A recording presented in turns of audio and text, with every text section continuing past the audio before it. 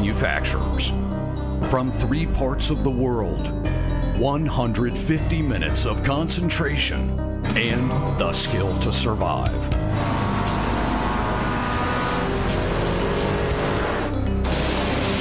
The Ricmotech World Challenge. A presentation of Extreme Motorsports.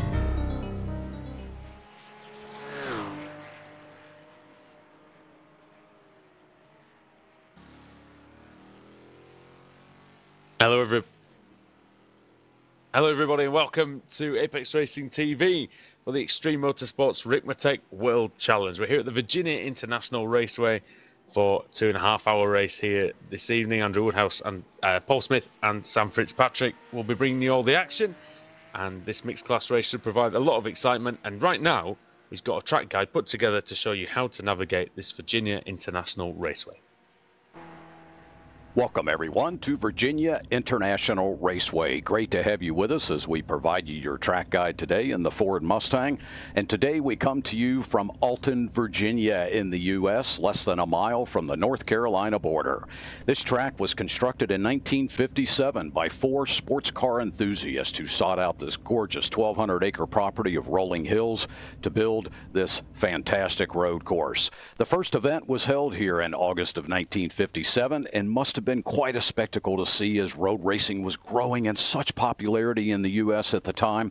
The first winner here at VIR was Ed Hugas in his 1956 Alfa Romeo. This track has 130 feet of elevation changes and is certainly a technical track for drivers to master, as you will see through our track guide around this 3.3-mile road course through the southern hills of Virginia. As we pass the pit entry on the right here, we'll be approaching the flag stand at the start-finish line. Very long straightaway here coming down into turn 1. Drivers will reach some pretty high speeds here, close to 130, 35 miles an hour as they get down through the gears. This is an overtaking opportunity coming into turn 1. Coming out of turn 2, getting back up through the gears here, another little short straightaway. This takes us to turn 3, known as NASCAR Bend. Coming out of NASCAR, back up through the gears, little short chute here, down into second for what's known as the left hook, turn 4. Coming out of 4, we head up into turn 5 and out into the snake, turn 6 here, 6A and B. Snake is a section you want to pretty much drive straight through so that you can get that good speed launch out onto this straightaway. This takes us to one of my favorite portions of the course, the 7, 8, 9 climbing S's. Through 7, up over the hill through 8, and then into turn 9. Very fast area. Coming over the crest, we'll get down into turn 10 here, known as South Bend. Big drop off here, taking us to 11, and one of the most famous turns on the course, Oak Tree Corner, known worldwide for its name. Very technical, got to correct there a little bit on exit, don't want to get loose. You'll notice another pit area here on the left. That actually serves as the pits for the south configuration of this course. 6 different configurations to this track. Long uphill straightaway here as we head to what's known as the roller coaster, turns 14 and 15. Hard on the brakes, down into second, another overtaking opportunity coming up into this section here, down through 15, back up through the gears. Another little short chute, blind entry here going into 16. This drops us down into what's known as Hog Pen, turn 17. The final corner on the track. This brings us back up onto the long front straightaway past the pit area. Coming across the start-finish line, there's your track guide for Virginia International Raceway. Thank you for being with us.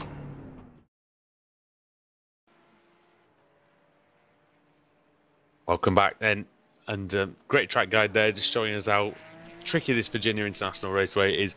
Andrew Woodhouse here, as I said before, alongside Sam Fitzpatrick and Paul Smith on the cameras. And Sam, bring you in first, mate. I know that you were saying off air that you don't particularly like this circuit, but for one thing's for sure, it's going to be tough for the drivers out there today, isn't it? Yeah, it's a really nice circuit, this, and it's difficult when you just got one class out there, but with 2 classes and the lapping effect, particularly the Mazdas, are going to be much slower than the Porsches. It could be really difficult to overtake, and there's plenty of sections of this circuit as well where if you enter the section behind a slower car, then you're going to have to lose a lot of time through the S's section, for example. So it's going to be really interesting with the multi-class factor. And a lot of drivers do enjoy this place. It's got a good play, and I think this will be a good challenge for the drivers. Well, 3 classes in total in the end. Paul Smith, the Porsche, the Mustang, and the MX-5, and there isn't a big field out there today, but the quality of drivers should hopefully override that and give us a good race. Yeah, it should hopefully give us a fantastic race. We always enjoy watching multi-class racing, and these 3 cars, I think there's enough of a gap between them in terms of the speeds that they're able to just separate out a bit, so there's not going to be any inter-class battling really there. Although saying that, the MX-5s are not that far off of the Mustang at the moment on qualifying times. Qualifying is on, by the way, just to let everyone know. But yeah, it's going to be really interesting to see how this one goes. And the track, I mean, you look at the track conditions as well. It's relatively cold out there, isn't it? 68 degrees Fahrenheit there today. Yeah, it might make it a little bit easier on the tyres, and of course, it's also worth noting that the series is brought to you by Ricmotech, your source for high-performance sim racing equipment. You can visit them at ricmotech.com. And also, it's brought to you in part by TD's Tree Service as well. Travis Davis, one of the drivers actually out there on the track today, is a loyal sponsor of the Extreme Motorsports Racing Series. So yeah, thanks for those guys for helping put the series together. Spots are available, of course, unsurprisingly actually, by looking at the entry. The spots are available, but if you head over to extrememotorsports99.com, that's extreme, just XTREME, motorsports99.com, you can go and join the series there for the next meeting. So yeah, please do that, because I have to say, I would be going against my duty to not mention the fact that these guys are probably the best league admins that I've worked with, and the best organised league as well that I've been a part of. So definitely give it a go, guys. Most of the drivers are also Americans, but it's a great time slot for European drivers as well. So yeah, go and give it a go, because Sam, once this series grows, I think it'll be really competitive and really strong. It might be competitive today, of course. Yeah, we've got 2 more rounds, of course. Canadian Tire Motorsport Park next time, and then Watkins Glen, the full chicane and boot layout for the final round. So a couple of really good schedule overall. And yeah, it should be a really good series, this. I think the classes really work together well. I think the Porsche and the Mazda are fantastic together, and then also the Fords as well adds a lot to it. So it should be a really good series, this, and it would be great if we just had a few more numbers. Yeah, we're just looking at the I'm just having a quick look at the strategies for today. Now, the max fuel they can run plays a big part in terms of the strategy around here. The Porsche will be looking about 24 to 25 laps worth of fuel. About 37 to 39 minutes into the race should be their first stop. We're expecting them in for the final time with about half an hour to go. The Mustang's about 21 to 22 laps. They'll be able to pit about 40 to 44 minutes into the race, and they'll only need about 3 to 4 gallons to finish the race. So it might just be a splash and dash, probably without any tyres. It takes a while to get the tyres on in that car. And the Mazda is limited to 5.4 gallons maximum of fuel, so they'll only get about 20 laps. So expect to see them in first, and that'll be about 40 minutes into the race as well. In fact, that'll be about the same time as the Porsche as well.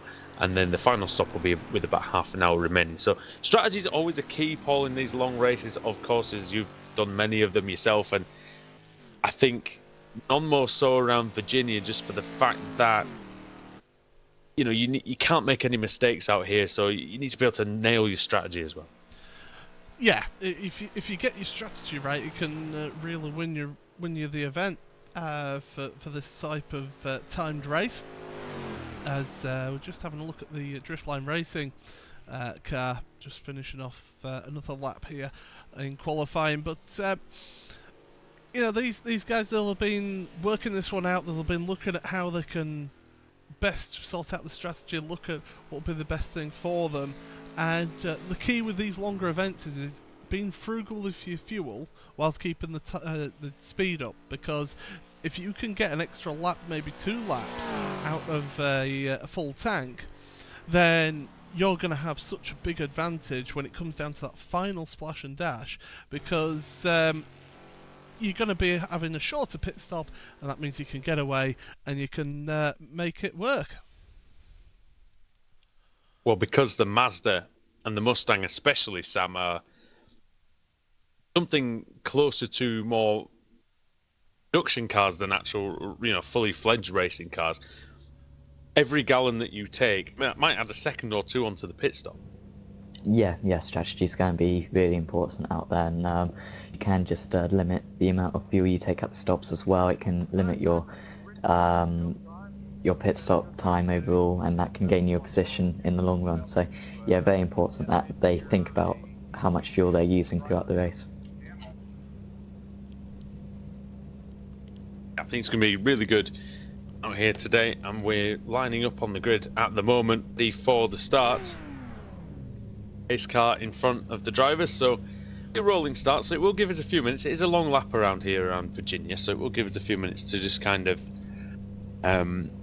take stock and figure out what we're going to expect. It looks very close at the front of the Porsche 911 category. You've got a DI Motorsports leading the way, 147.6, comprised of Mike Dam and Pasquale Iannucci. Mike Dam, multiple Ricmotech Sports Car Series champion. He's going to be very difficult to beat. Pasquale Iannucci, one of his rivals in that series. They've teamed up this time.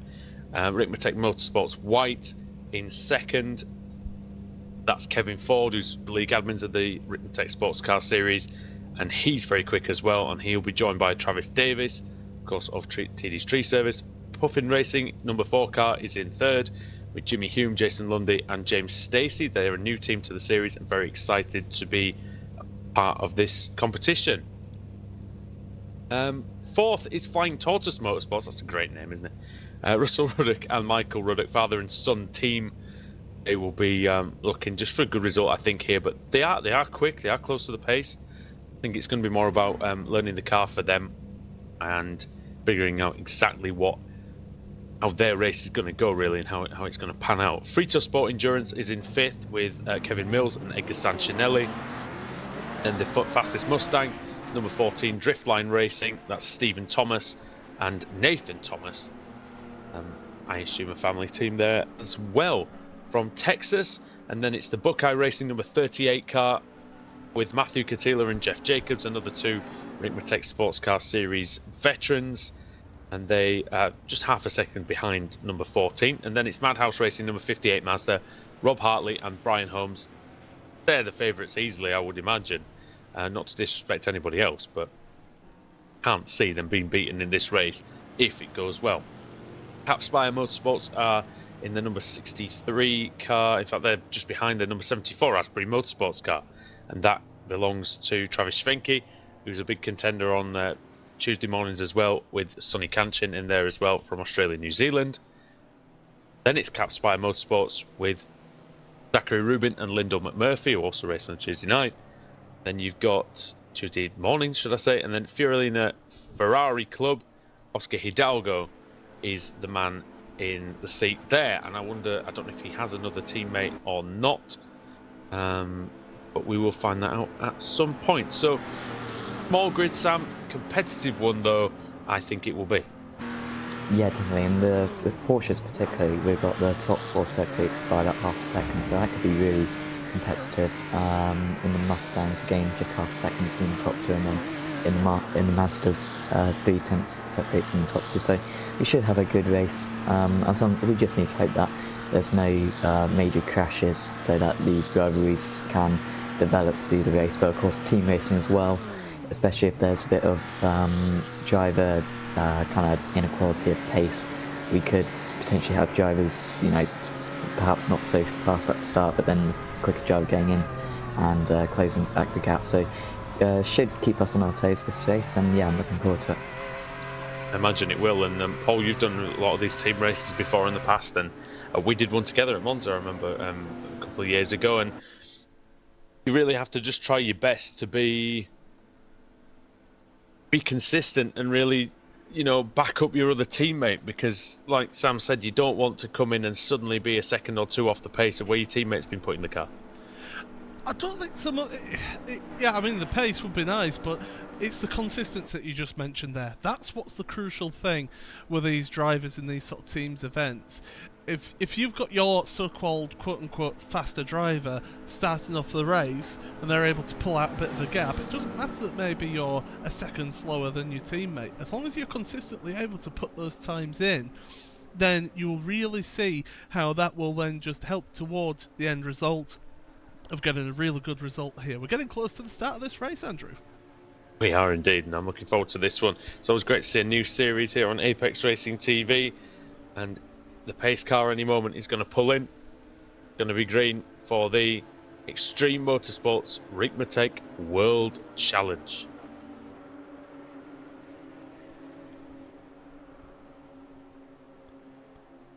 Here we go then. When's Mike Dam going to go?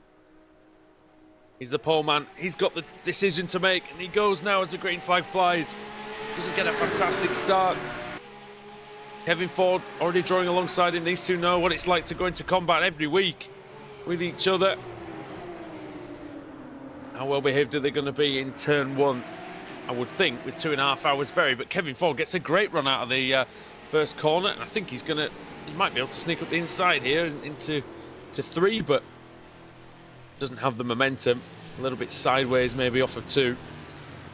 Just cost him slightly. The Mustangs into turn 1. Yeah, sorry. Mustangs into turn 1 there, and it is the Drefterline Racing car taking the lead into that one for pole position. Buckeye Racing though on the tail, really pushing on, and here comes the MX-5s now down towards turn number 1, and these are really close. They're side by side at turn number 1. It's the 56 car Madhouse Racing just taking the lead ahead of Ashbury Motorsports, with Cap Spire in 3rd place at the moment. Yeah, Schwenke, very experienced, very quick.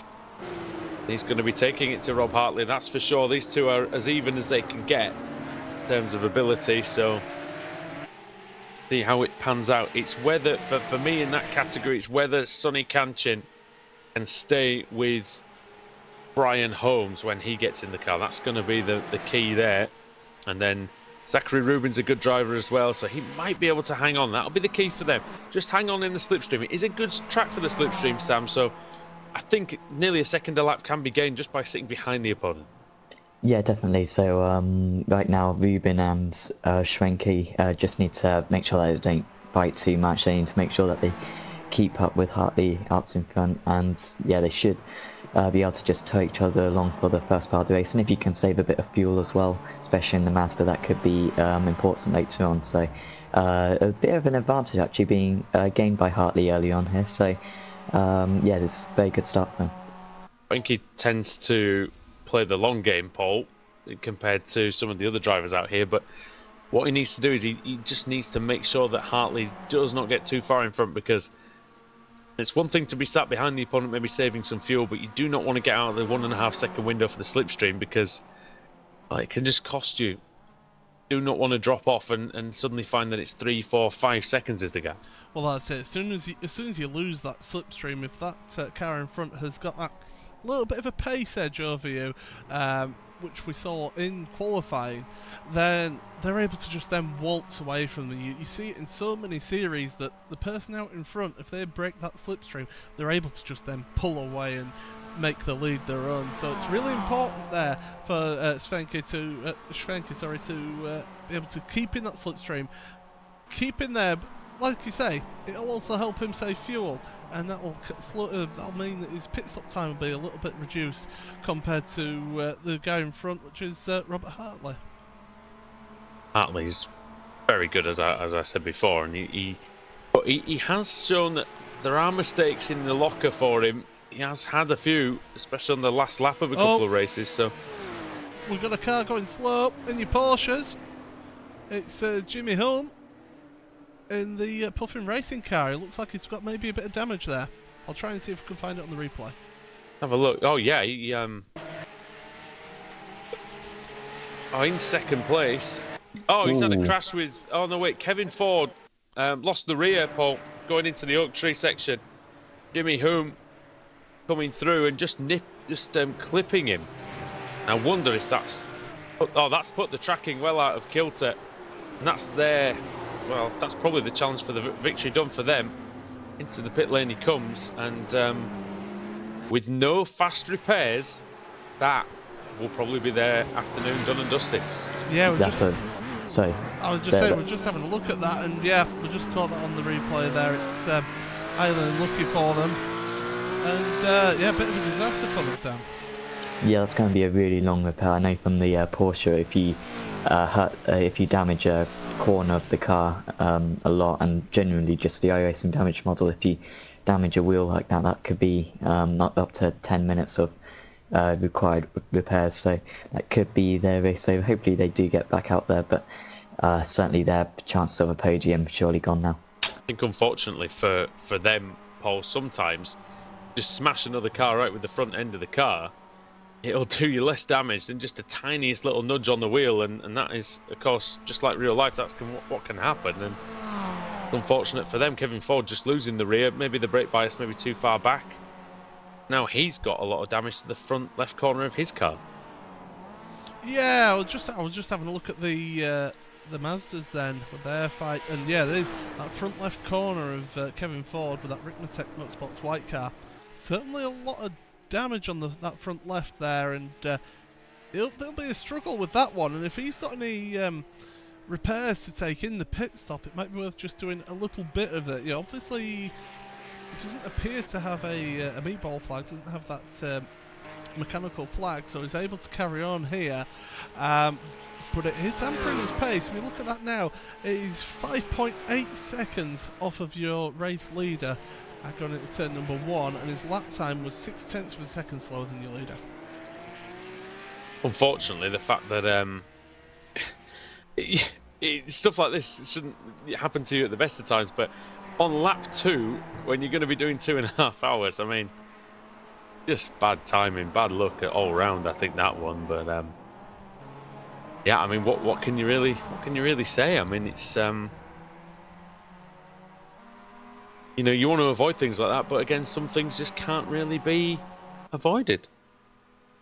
Yeah, and going into that corner, the Porsche particularly will be, of course, understeering, and once you see a car in that position, unless you see it before the corner, you're not going to be able to avoid it. So, just really unlucky out there. So that blows the race wide open, really, Paul. That does, and nearly 6-second lead already. Then for Mike Dam, and you feel even at this early stage, it's just a case of whether he can just keep going and whether Pasquale Iannucci can take over from him and do an equally good job. But again, it is Virginia. There are pitfalls around this circuit. How many times have we raced here, and how many times have we seen that? Yeah, we certainly have. You know, one little mistake, because we've got to remember, you know, this isn't like a Herman Tilke designed track. There's grass at the side of the track, and just get a wheel slightly to... Oh, is that what that green stuff is? Yeah, that's what that green stuff is. It's not It's not paint. It's actual grass. But you know, just get your wheel, get your line slightly wrong going into a braking zone. Hit the brakes with your rear wheel slightly on the grass. All of a sudden, you're spinning round, and you're at the lead. So yeah, it's nice to have that sort of gap at this stage of the race. And in fact, that lead has just dropped down a little bit. But Kevin Ford's put in an absolute banger of a lap there. He certainly has. But you know, you've got to keep that, as we said at the start of the race, that consistency. Just keep plugging away, keep hitting your marks, keep doing what you're doing to be able to get those results, and the result will come. But yeah, Kevin Ford's not giving this one up yet, even with that damage to the front of his car.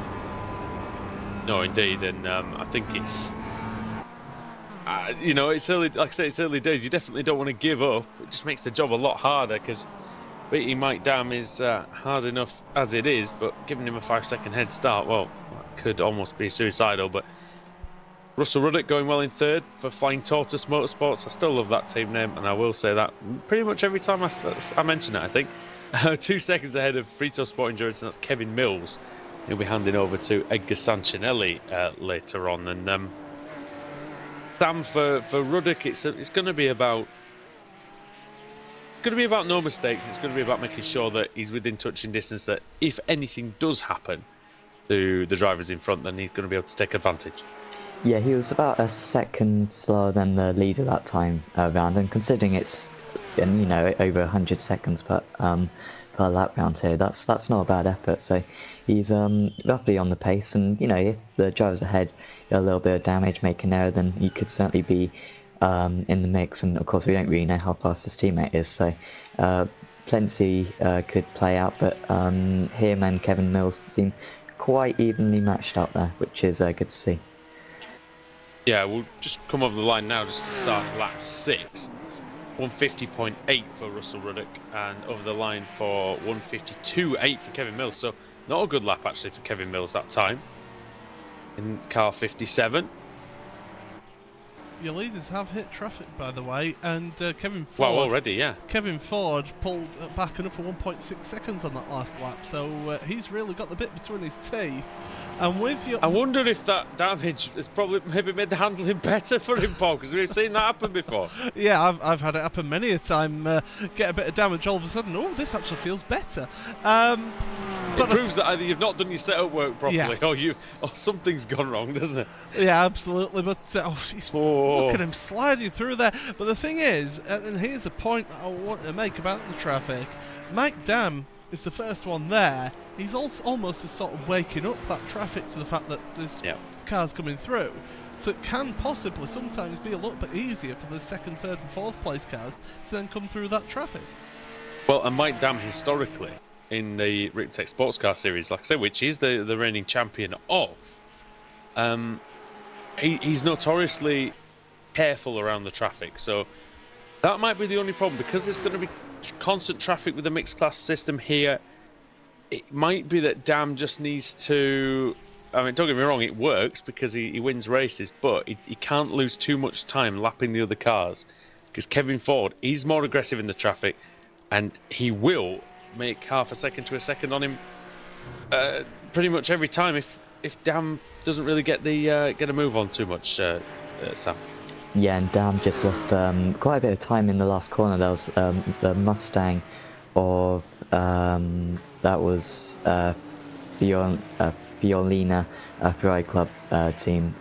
Just made a little bit of an error in the far corner, and he just was a little bit slow to react and lost a little bit of time behind him. So the gap's now down to just 2.7, and you think it was up to 5 seconds at one point. So yeah, it certainly could have a race for the lead very soon. Yeah, I think a learning experience for Oscar Hidalgo in the Fiorina Ferrari Club Mustang Car 10, going round 209s, so not a great pace at the moment, but surely that will improve, and that's one of the things that we like to see, Paul, especially on Apex Racing TV, is just drivers improving and growing into a car and into a series. Yeah, how often have we seen in series here on Apex Racing TV that there's been a driver who's maybe been a bit off the pace, and as you go through the season or into following seasons, they get that little bit closer and a little bit closer and a little bit closer. It's all about that experience in the car. Get the experience in the car, get a bit more confident in the car, and you start picking up that pace, and you learn how the car works around certain types of tracks as well, the more seat time you get in it. And hopefully for Oscar, he's able to pick up that experience throughout this race and pick up the pace, because at the moment he's actually lapping 2 seconds well, about a second and a half slower than your fastest MX-5 at the moment. So yeah, he'll want to just pick up that pace a little bit, but as I say, he's had traffic involved here as well, so he's having to work through that, which again is a skill in itself, being able to lap traffic through without losing too much time yourself. Yeah, and that's one of the things as well, Sam, in a 2.5 hour race, if you are quite new to the car, if you are a little bit slower on the pace, then you can build up that speed towards the end of the race. It's just all experience, it's all practice, and it's all very, very good learning information. Yeah, definitely. And Kevin Ford just had a spin actually at the end of the last lap of lap 7. It was just at the end of the long back straight, and just seemed to lock. Yeah, just locked the. It was a bit rears of a. Again? No, it's actually the front tire, but maybe the rears as well. But he just spun it on entry and lost probably about 8 seconds, so that's really stalled his progress, and that's now his second spin in this race, so perhaps he's pushing a little bit too hard out there. And yeah, it's going to take a while for him, probably to the end of the stint now, to bridge that gap. And as well, it's what chasing an opponent like Mike Dan will do to you, is that it will make you push that little bit harder. If you can just sense that, you know, the chance of being able to catch him, and you know, in a car that's fairly unfamiliar to Kevin. I mean, he said before the race meeting that he's more focused on improving his pace in this car because he doesn't specialise in this car. And he says he'll actually be relying on the experience and expertise, I'll put my teeth back in, of his teammate to help them get through the season. So I think, yeah, for Kevin, he's very quick. He just needs to, again, get that experience in the car. That front left damage isn't going to help him too much, you wouldn't think, but that is allowing Russell Ruddock to get within 2.5 seconds of him. So, and Ruddock's car is completely clean, no mistakes so far for him. That should be good. In the Mustangs then, car 14, Stephen Thomas, Driftline Racing, has already got a 10-second lead over Matthew Katila. And Katila is pretty much a midfield runner in the Ricmotech Sports Car Series. Thomas kind of floats around in and around the top 5. He's been in the top 3 a few times in the last couple of seasons, and see the difference there over 8 laps of quite a long course like Virginia. There was an incident, there was a steward's decision that I just got to bring to you. Car 074, which was Travis Fenke, got a warning on the start because he beat the leader to the line, so it's kind of an infringement on that one, but just a warning. Yeah, if I recall that one correctly, he actually he kind of got into the lead and then he let the pole sitter back past, so I think that was why there was a warning and not a penalty, because he did pretty much give back the place. And there's a battle there actually for position, 9th and 10th on the track between Schwenke and Zachary Rubin. Schwenke's just gone back up the inside into turn 1, takes Rubin, so these two have been having a good battle all the way through the race so far.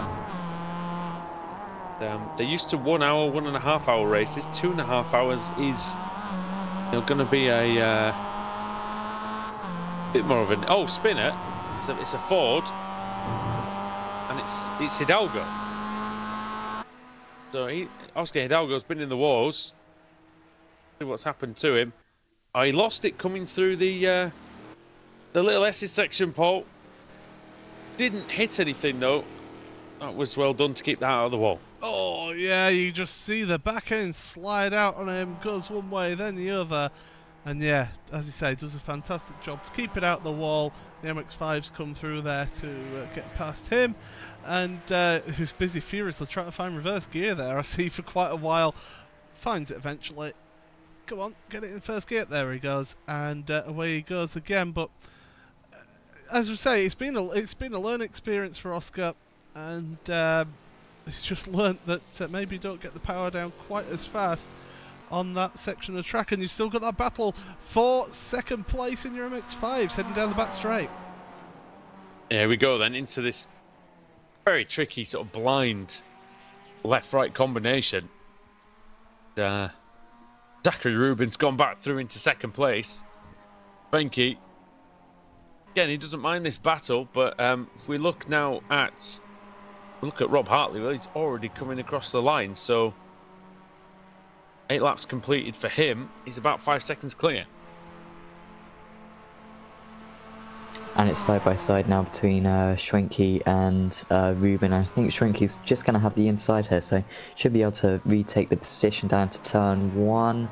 And yeah, well, so Rubin didn't really defend that time round, but they seem to be quite happy just to trade places. They're not losing too much time to the leader, but Schwenke seems probably the faster of these two. He was running a third, closed the gap and then made the move, so we'll see if he can try to pull away. But as you said earlier, Andrew, the slipstream effect quite strong around here. Yeah, you can certainly try to pull away on Virginia, but I think it's easier said than done. What Schwenke does seem to do though sometimes, Paul, is he gets to the middle of a race and a bit like the old hammer time thing, you know, it's like he hits a button And he just goes then, and he unlocks an extra maybe half a second that he didn't have before. So I wonder if he's going to use that kind of thing now, if he's going to push hard in the remainder of this stint and try to just break Zachary Rubin and then set his sights on Rob Hartley. Yeah, that's it. You know, it's all well and good these guys fighting. As one of the Mustangs has been onto pit road. That's the 38 car. The 38 That's Patila. Yeah, it's Patila. And looks a bit early to be scheduled, that one. We'll have to try and find out what's happening there, because I've been kind of focusing on the battle there. But the Mustang back up and running then. That's only, what, just short of 20 minutes? I wonder if they're taking their I wonder if they figured out if they could take their splash now. Possibly. Get the splash that they might get at the end. Yeah. When it's maybe not as important at this point in the race, when there's not as much traffic around maybe, and they can maybe drop into some clear track, which it looks like they actually have. So could be possible. Could be the reason. Who knows? Well, I mean, you see it plenty of times that teams try and might have do needed that to answer counter. the door. We don't know. It's sim racing. Anything could happen. Absolutely. But we've seen teams try and do the counter strategy, and sometimes it works out, sometimes it doesn't. It's how the rest of the race works out, and be interested to see how that one goes out. But this battle in MX-5s, it's still on. Oh yeah, it might stay on as well, to be fair, because these two are pretty evenly matched anyway. So Ruben's not going to give up here. He's a bit of a newer driver to the series than Schwenke, but I think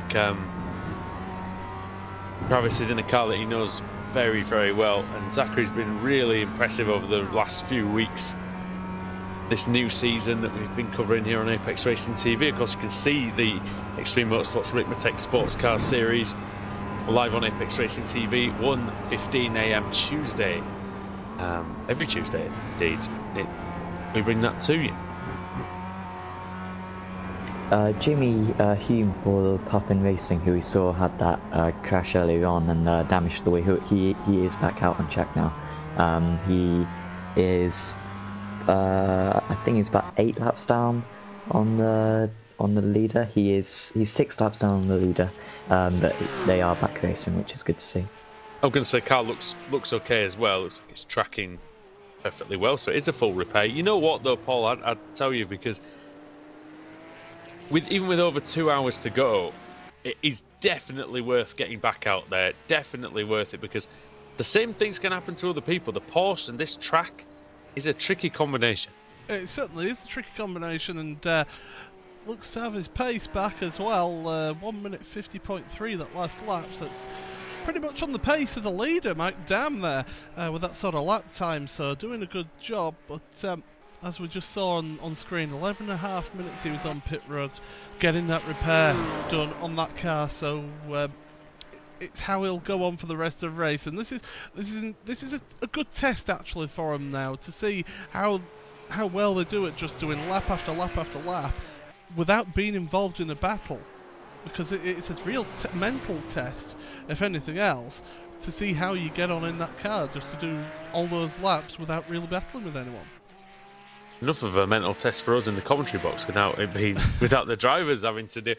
Seriously, because it's a long time to have to concentrate, and we're not having to drive the car around one of the most technical circuits on iRacing. It's a 5-kilometre course. It's a very long course, and the only reason I think some of the lap times, at least the Porsches, are under 2 minutes is because those big long straights that we've got. Yeah, definitely, and you can, in the Porsche with the turbo, with the engine, you can really get some high speeds, but it is a difficult track for the Porsche. Not a lot of downforce in that car, and yet you're going into particularly like the S's section with a lot of speed, so it's really difficult to control that. You're constantly going to have to be dealing with the understeer and the oversteer, and of course elevation changes as well, so it is one of the most difficult tracks, I imagine, to do an endurance event round. And like I said earlier, with the traffic as well, that really does mean that you have to have a good risk assessment, whether to overtake a driver into a certain corner or not. I think especially if it is for position, You need to, you know, really be sure that you're going to get that one right. But yeah, it's going to be good. I think, you know, I think we're in still for a good race. I think something's going to happen. And I think these battles, especially with the MX-5, I think that one could all close up later on as well. But we've seen races before, Paul. We used to cover Spirit of VLM for Race Spot, and you know, sometimes we would come into a race and we'd think, there's going to be nothing happens in this race. It turns out to be an amazing race. And you just sort of end up, and I think this one could be a slow burner. I think one of the best races I've ever commentated on had a field of 9 cars. You don't have to have the size of field to have a really good race. It's the quality that you've got out on display. As Russell Ruddock comes onto pit road for his pit stop now, so we're heading towards the possibility of a pit stop phase happening here. As he's sat on pit road. It seems early. It seems a bit early. 14.4 seconds. From what my information gave me, it was saying that the Mustang should be able to do 21 to 22 laps. 40 to 44 minutes. But again, sorry, not the Mustang, so the Porsche, 30 to 39 minutes, 37 to 39 minutes, I'll get my words out. So 24 to 25 laps, it's saying the Porsche should be able to do. Well, it's that, but are they trying that counter strategy as well? Could well be. You know, well be, because flying tortoise, you know, you don't see many flying tortoises, that's for sure, but maybe we don't see that many counter strategies, and it could end up working for them. Sounds like a wrestler who'd turn up in Shikara, wouldn't it? I think with Super Dragon. If anyone gets that reference, well done to you. You're better than I am. But yeah, I think the old flying tortoise. I think they might be going tortoise and the hare strategy. You never know. They might be trying to make a fantastic strategy out of this, Sam, that could end up surprising a few people. Yeah, definitely. Perhaps they just need one short stint, and that was it. But yeah, a bit odd for them to make that early stop. I'm not sure do you know what the tank percentage is? What they're limited to? I can figure it out. I think the Porsche is limited to 60%. Right. Okay. It's just a full tank usually lasts about 1 hour 15 or so. Say 60. Makes sense. Yeah. So should be about 40 minutes or so. I assume, but maybe this strategy could work well.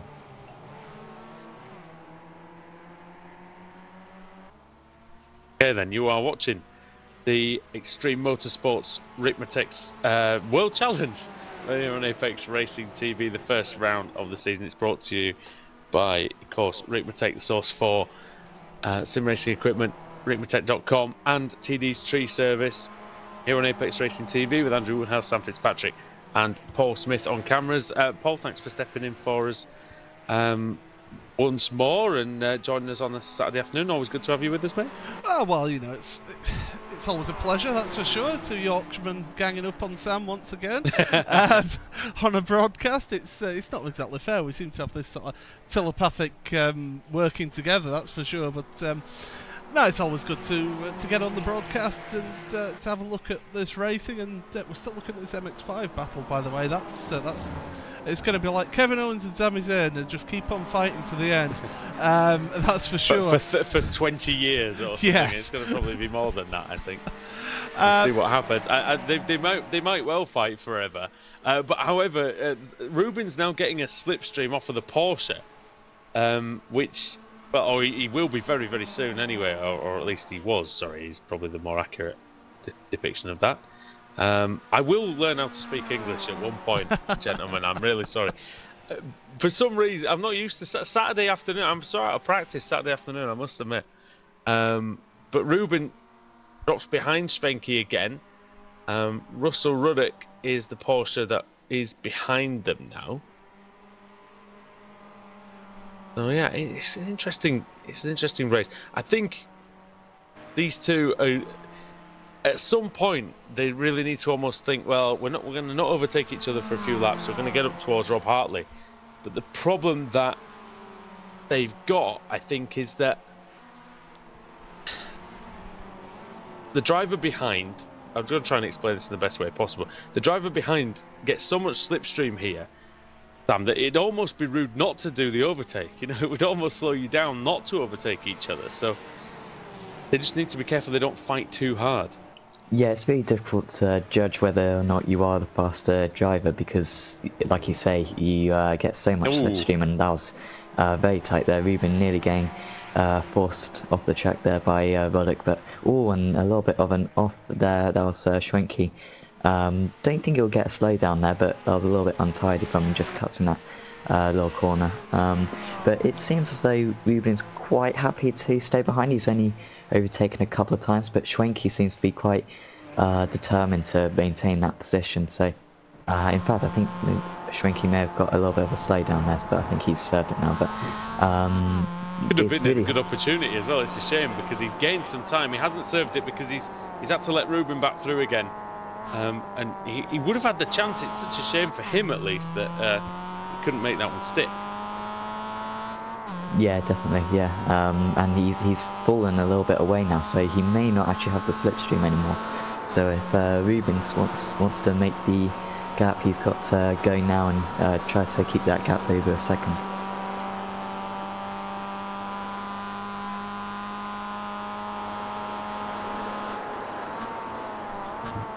Keeping an eye on this one whilst it's going on, and he hadn't quite broken the slipstream on that one, but certainly he had dropped back a bit, and he's still 0.8 of a second behind at the moment, so definitely going to be interested to see how this one develops, because the thing is, just going back to your point about them maybe not fighting each other, is that because they've got the slipstream so strong here today, that maybe the best thing for them... Just pointing out, sorry, I've just seen that Hartley came out just behind the Porsche, and the Porsche is blinking all over the place.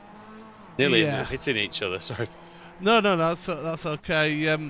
Yeah, the point I'm going to make is, because you're using the slipstream and because you're able to get that work together, don't fight each other through all the corners, and use the slipstream down that back straight, swap positions to drag each other forward, almost like a sort of like a Le Mans or NASCAR or things like that, and just keep on just moving around each other. Don't fight each other to pull yourselves towards that that leader in Robert Hartley. I think that makes a lot of sense, and I think we'll take a little break here on Apex Racing TV. We'll be back for the first round of pit stops when we return with the Extreme Motorsports Ricmotech World Challenge. 3 manufacturers from 3 parts of the world, 150 minutes of concentration, and the skill to survive.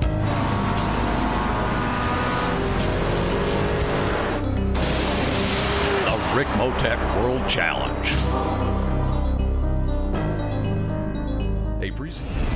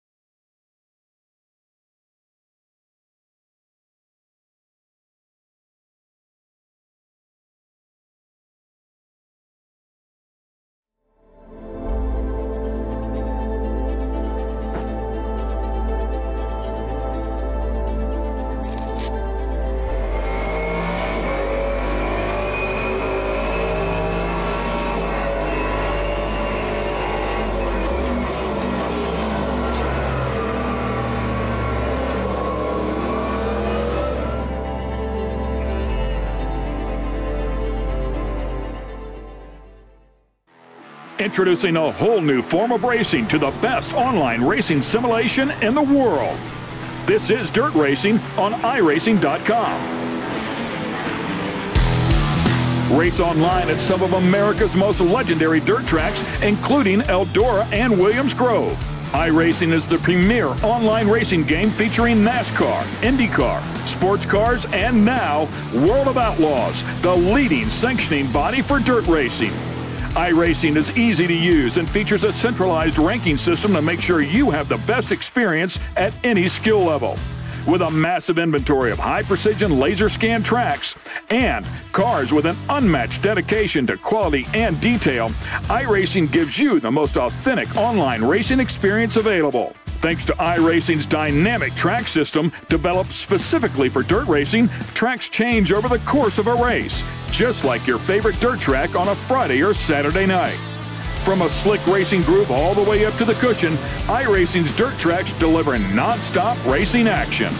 Partnered with the World of Outlaws, iRacing is your source for the most authentic dirt racing experience available, featuring 4 brand new tracks and 11 new cars, including street stocks, Legends cars, late models, NASCAR trucks, winged and non-winged sprint cars, with much more on the way.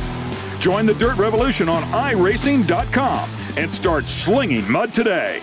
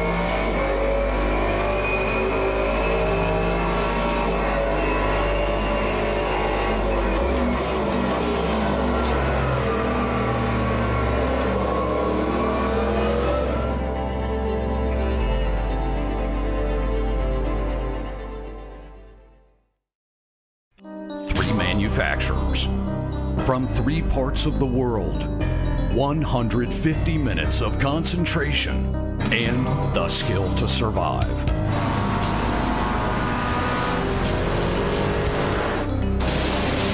The Ricmotech World Challenge. A presentation of Extreme Motorsports.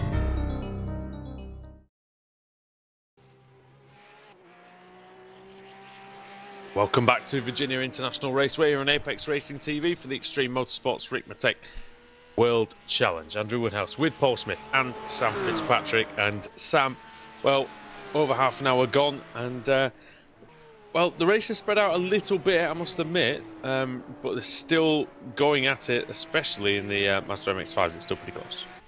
Yeah, definitely. I think Ruben may have had a bit of an issue. I think he lost 10 seconds, didn't quite see if he spun or something, but he's now 22 seconds off Schwenke, who he was fighting before. So a bit of an issue there for Ruben, and Schwenke's lost a little bit of time to Hartley, so a little bit more spread out amongst the Mazdas, but I'm sure they will get back together at some point, because they are all very evenly matched Kevin Seaford maintaining the gap to Mike Dam in the Porsches as well, so still very competitive in those two classes. Not the easiest track to start on, Paul, when you start a season this. You sort of think, oh, I'm going to be eased in with something like, maybe something like Phillip Island or something like Watkins Glen, something slightly less tricky and less complicated, but yeah, they don't don't pull any punches here. Phillip Island, less tricky? What tracks do you... I mean, I think it is. Yeah, I'm not very good at it, but I'm not very good at this either. Turn 1 in the Porsche isn't quite flat out, and then turn 2 you've got that tricky left. You're turning in but braking at the same time as Ruben, actually. Switching drivers now in the Mazda, number 68. So they're in for their pit stop. I think you have this kind of I don't know, opinion. I definitely have this sort of opinion that something like Phillip Island is maybe slightly more straightforward. Maybe I should have said straightforward, yeah. Maybe not easy. Not easy. And neither's Watkins, but it's a little bit more forgiving in terms of if you make a mistake, potentially. Yeah, absolutely. As Lindell McMurphy, I'll get my teeth in myself now. 32 seconds on the pit road as your leader is on pit road as well.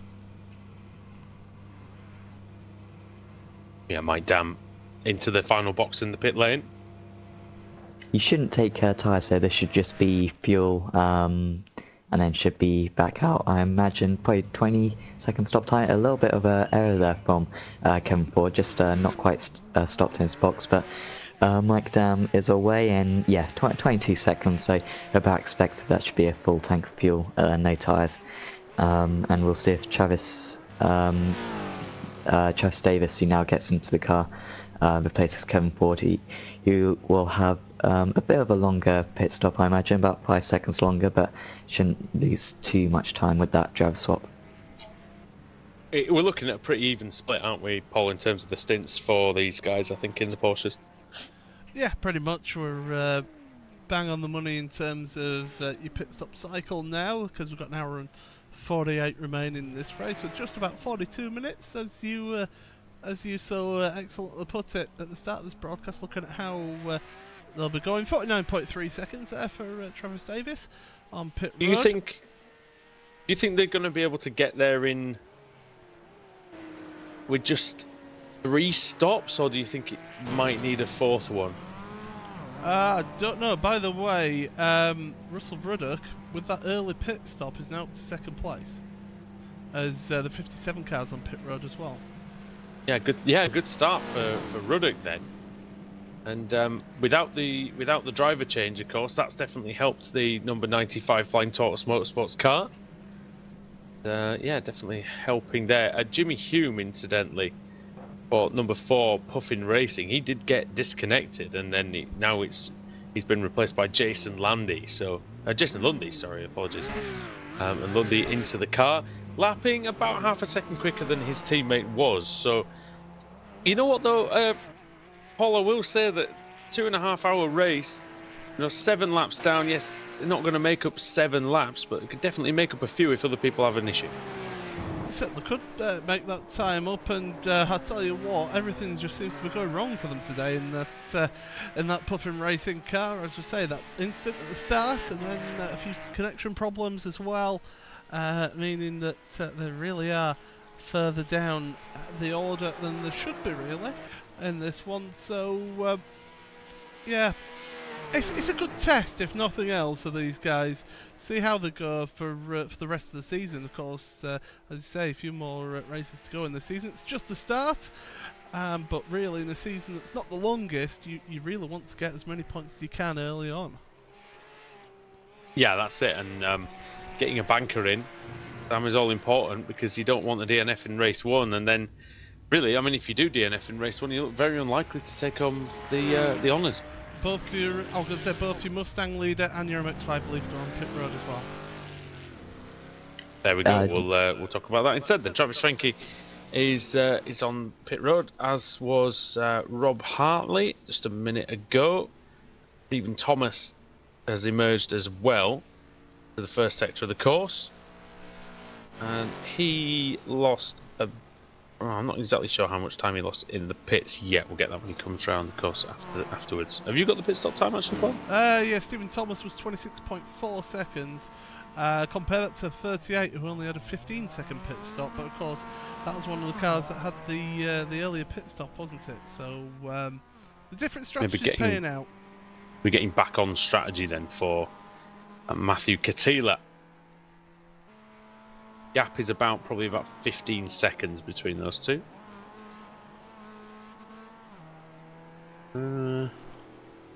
It has all split apart, ladies and gentlemen. Got to just say it like it is at the minute. But it has. There is no one, I don't believe, within touching distance of another car. So second and third overall. There are about 6 seconds between them. Russell Ruddock, of course, does owe us a full stop, but Travis Davis really getting the hammer down now. We'll get to see what sort of lap time he does after his pit stop and see how it compares.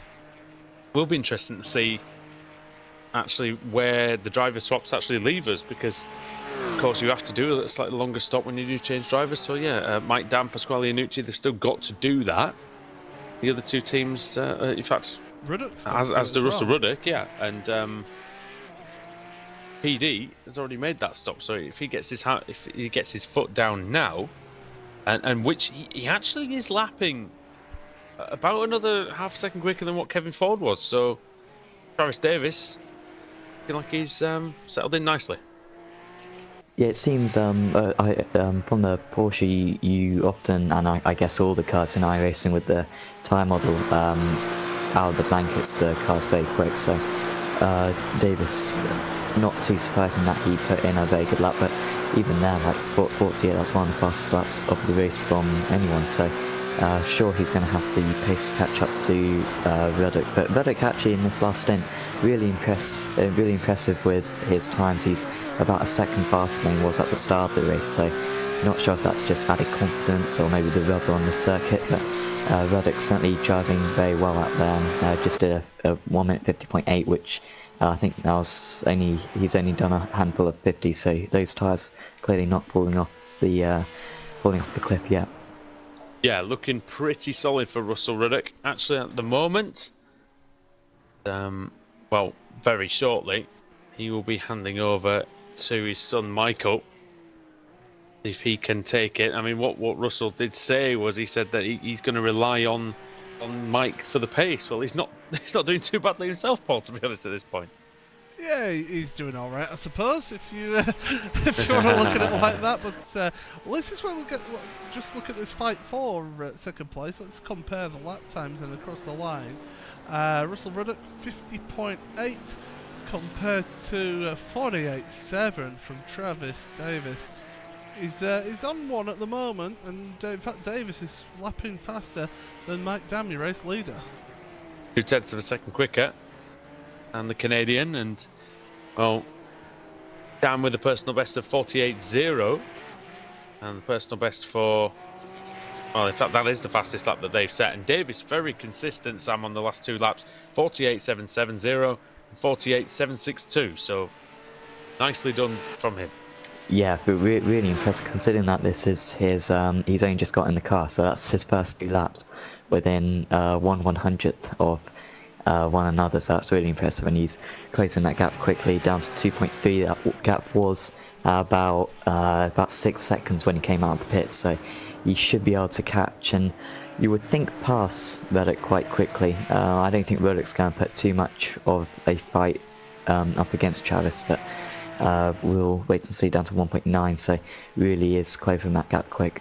You wouldn't think so, because he's on his own strategy, so yeah, he won't really want to lose a lot of time. I think he might fight him for a lap or two if he gets the chance, maybe, but yeah, I don't think it's going to be too difficult for TD in the end. What's it like, Paul, when you've done all the practice, you've done all the qualifying for the race starts, your teammates in the car, then you have to get into the car and get the, and hammer the pace. I mean, I've had to do it once, and that was in the Le Mans 24 hours, which isn't always the easiest place to have to start, but What do you have to concentrate on when you're doing your first stint of the race? You just got to, well, I mean, first of all, before you actually get the car handed over to you, you're getting as much details as possible from your teammate who's just been driving it. So how's the track feel? You know, is it look a bit slippier? Is it grippier? How's the car handling? Has it got a slight bit of damage? Things like that. So you can really get paint a picture in your head as to how the car's going to be. And that first couple of laps on your stint then is where you feel it out, where you feel how the car's going to handle. In fact, here we go. The battle's on, and I don't think it's going to be a battle for long because, well, Russell Ruddock kind of just lets him by there. He realises that Davis is faster. Maybe use his slipstream a little bit here. If he can latch onto the back of his slipstream now, he owes us a pit stop here. It'll just help eke out a little bit more fuel for him, but also help pull him forward in terms of his strategy as well. So maybe not a bad idea to let him pass, but because he didn't want to fight too much with Davis, with them having the different strategies there. Yeah, I wondered whether you had an issue with the straight line speed, but it's definitely not that. It's just a bit of caution from Russell Ruddock, who's put in 26 laps pretty consistently, it has to be said, over 2 shorter stints. Give a quick mention to Edgar Sancinelli, who's got in the number 57 Frito Sport Endurance Porsche, taken over from Kevin Mills, doing a decent job out there. Edgar 52.7 he's doing, so similar times to what Kevin Mills was actually. Mills maybe a tiny bit faster, but not particularly consistent, so that's what they'll have to work on at Frito Sport, just a bit of consistency as we head into the middle part of the race, I think. Speaking of consistent, Stephen Thomas has put in a great stint. I don't know if you can have a look at those lap times, Sam, but considering he's had some traffic to work with, yeah, really impressive. Around that same marker pretty much all the time, and since he's been in the pits, he's just turned up the pace again. Yeah, and he just did low 2-minute 2s just constantly through that last stint. Just what you need. Like Paul was saying earlier on, it's not necessarily about absolute pace. It's more about your consistency. And Stephen Thomas with a really good lead now, up to 31 seconds over Catilla. So Thomas looking really good out there. Got his pit stop out of the way. We wait to see what the pace of his teammates like, but he's certainly going to give him a big advantage when they do make the swap. Well, Stephen Thomas is one of those drivers who, when we cover the Ricmotech Sports Car Series, like I said before, he does usually make his home in the top 5. But he's one of those drivers, Paul, and we all know the drivers who can just pick up the pieces if the really, really elite guys can, if they have an issue, then he's going to be right there winning a race because of his consistency. Yeah, he certainly is, and you have these certain types of drivers who are able to just jump into any car they want and be fast after about 3 or 4 laps. It's infuriating to me that people have that ability and that feel, and to be able to run with the consistency that Stephen is. I mean, you look at this, his last lap was a 2:01.491. Compare that to their pole position time of a 2:01.0. They're only 0.4 of a second off of their qualifying pace, so that is showing that it's really good pace out there in that car, certainly for in the race setup. There was a question on the chat, incidentally, saying how do I get into the series? Well, if you go to www.extrememotorsports99.com, that's extreme without the E at the beginning, and that will take you to the series website where you can apply to be part of this series, so please come and get involved. It's a great series. The league admins are great. It's such a professionally run league, the most professionally run series I believe that I've ever covered. And you know, there are proper drivers meetings, and there are information passed down every single week as to what to expect from the track and the car and the setup and things like that. So it's a very, very good, well organised series. And Sam, I think we need more series like this on iRacing. Yes, certainly. They're such good fun. I think really unique series, I think, are certainly the best ones to join, not just kind of ones which replicate the official races. This is really unique. You're not going to get races like this on the official series on iRacing. So Certainly a very good league put together. It's just the right length, I feel, and these classes really work together well. So yeah, certainly recommend anyone to join this event. Fully agree, and think this race, yeah, as always, as sometimes is with the pilot of a great TV series, Paul. It's sometimes a little thin on the ground, but the quality is definitely there, and that's what we're seeing, I think, today.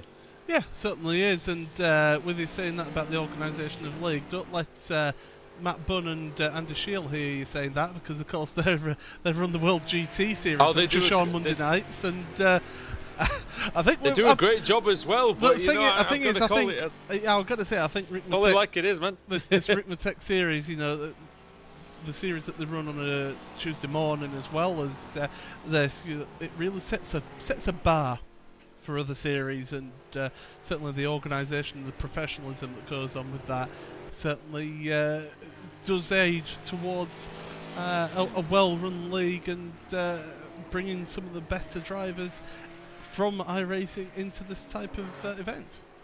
I'm going to quickly mention the World GT Championship as well, which kicks off this Monday evening at 8 PM here on Apex Racing TV with the 60-car field. My goodness me, that is going to be just ridiculous. Paul, you're going to be involved there, mate.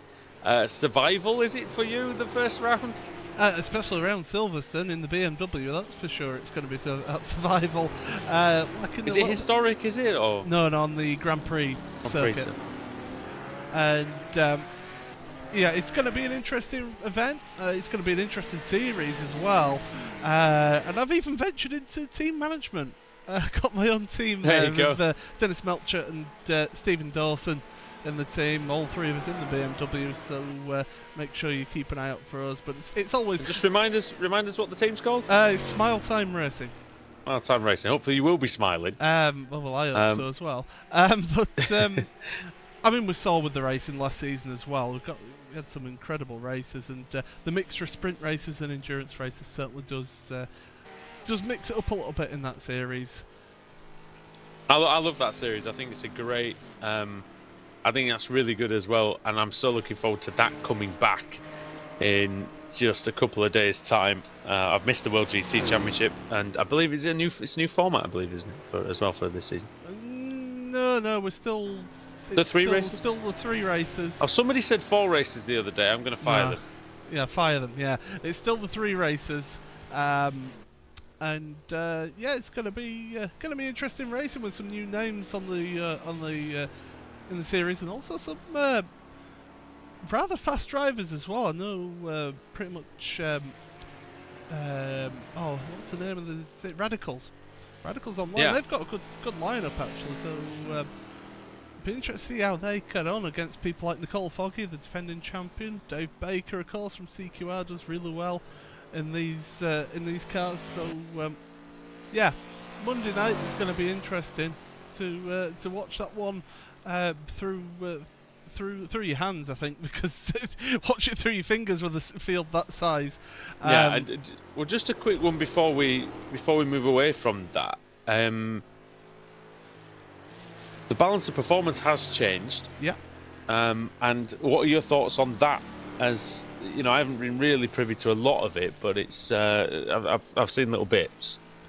Well, I've got to thank the doctor, Dave Baker, for doing a little bit of testing. He did a bit of investigative testing, and he figured out that the Mercedes actually lost that little bit of grunt in terms of getting to top speed. So that's going to be hampered a little bit. The Audi, it looks the quickest car if you can handle it. It's still tricky, that's the thing. It's still a tricky car to handle. Which I think is perfect, because I think the problem before was the Audi was hard to drive and it didn't quite match the Mercedes in terms of pace. Yeah. But I think now, if it's quicker and harder to drive, you know what, that'll balance it out. We just need... The BMW is obviously very good in the corners, with a little bit of straight line speed extra, which, I mean, do we know if they've done anything to the BMW in terms of that? Ever so slightly, but it's not dramatic. You know, a couple of tenths a lap for the BMWs as well. At certain tracks, they'll be right up at the front, because that's just the nature of the car. So I think it's going to be great, and I'm looking forward to it. And like I say, anybody who who's watching us tonight, please tune in on Monday as well for the World GTs. And you know, if you get a bit of a bug for iRacing, if you've never joined iRacing before, you're wondering what the hell this is, well, welcome. iRacing, it's a motorsport simulation service. All you need really to get involved is you need you don't even need a wheel and pedal set, but it's definitely recommended, and a decent PC. It doesn't have to be top end or anything like that. iRacing will run on most PCs. And if you like what you see here with the Ricmotech World Challenge, you could be on the grid for the next round, which is at Canadian Tire Motorsport Park. So, you know, by all means, join in, and we could be seeing you on the channel very, very soon. Sam, what do you make of the battle in the MX-5 so far? It's spread out a little bit, hasn't it? Since the start. Of course, earlier on we had a really good battle, but Lindell Murphy, I think he made an error actually in the past few laps, so he's just not quite had the pace to keep up with Sony Katchin, and that gap's gradually growing. It's now up to half a minute, but to be fair to Katchin, he's maintaining the gap to Robert Hartley out in the lead. It's 17 seconds. It's been about 15 seconds for a while, so those two have similar pace. Although last lap Hartley just put in a 1 minute 7.8, which is one of his fastest laps of the race, so perhaps just eking that out ever so slightly. But I think there's plenty to go for the Masters. I think there's always a error potentially in that car, so certainly keep your eyes on it. Well, how many Mazda races have we seen, Paul, in the past? And you know, they're never dull. They always seem to end with something, with the field getting closer and closer together. So it could well be prepared for that. Mike Dam rages on. He just lost 2 seconds on that previous lap. Not entirely sure why that was, but could have been some traffic, could have been a mistake. But he's ploughing along nicely, and he's showing good consistent pace as well. He certainly is. Well, Travis, I've got to mention about Travis Davis as well. He's not quite lapping as fast now as Mike Dam, but he is still pulling away from Russell Ruddock. So Russell now 22 seconds behind Davis. So we've got to see how that alternative strategy works out for Ruddock in that Flying Tortoise Motorsports car. But you know, these guys, they're battling it out. It may not seem like, you know, it's a really close race on track, but you've got to look at the lap times, you've got to look at the strategies, you've got to look at, you know, how these guys are getting on in this race as to how the race will go. You know, with an endurance race, you're not going to have 100%, you know, really close race from start to finish. You're going to have it spread out a bit, and it's going to concertina back together, then it's going to spread out again, and then it will all concertina back together and towards the end of the race. And so you get these little peaks where you have close action on track because of the different strategies, because of the different drivers on track, but then it'll spread out again and then get tight again. So, you know, make sure you hang around in this one, because you know, it may look like it's over, but it's not, that's for sure. Well, what do we always say? You know, the fastest car and the one who goes on pole doesn't always win Le Mans. You know, it's very rare that the car with the fastest lap of the race wins at Le Mans. It's the one that's the fastest over the whole race. And you know, you see various phases come in, and you know, we've still got well over half race distance still to go right here on Apex Racing TV, of course. I do like to get the old cheap pop in on a Saturday afternoon. I'll tell you what, we'll just, because we're anticipating some more pit stops, I would imagine, fairly soon. But I'd just like to talk to Sam a little bit, because Sam's been with us a little while now, and it's about a year, isn't it, I think, since you've been commentating with us. And how do you find sort of, how have you found it, and what, you know, how does it differ from what you maybe thought it was going to be like, or you know, what are the challenges that people maybe don't understand or maybe don't see? Yeah, it's been about 9 months now, and yeah, I've really enjoyed it. Of course, thanks to you guys for, of course, giving me the opportunity to do some commentary. But yeah, I think it's a really fun kind of experience to give it a go. I certainly recommend it to anyone who perhaps not quite sure. Of course, certainly when I started, I wasn't quite sure if it would be for me, but I recommend anyone who's listening is perhaps in the same position that I was in, certainly give it a go, because it's great fun, and really glad to cover a lot of great series with you guys. And yeah, I like to think that I've improved ever so slightly over the past few months, but yeah, it's been I've really enjoyed it.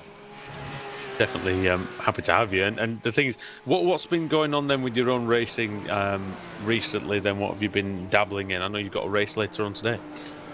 Yeah. I guess I can give my team a little bit of a shout out, but yeah. Do it. We let everybody else do that here, so you might. Yeah. I drive for Fitstyle Motorsport. Check us out our website. Just Google our name. And yeah, just doing the series called the Club Sport Series later on. Similar format to this, actually, Porsches and Mazdas. And yeah, going to be racing that later on. So.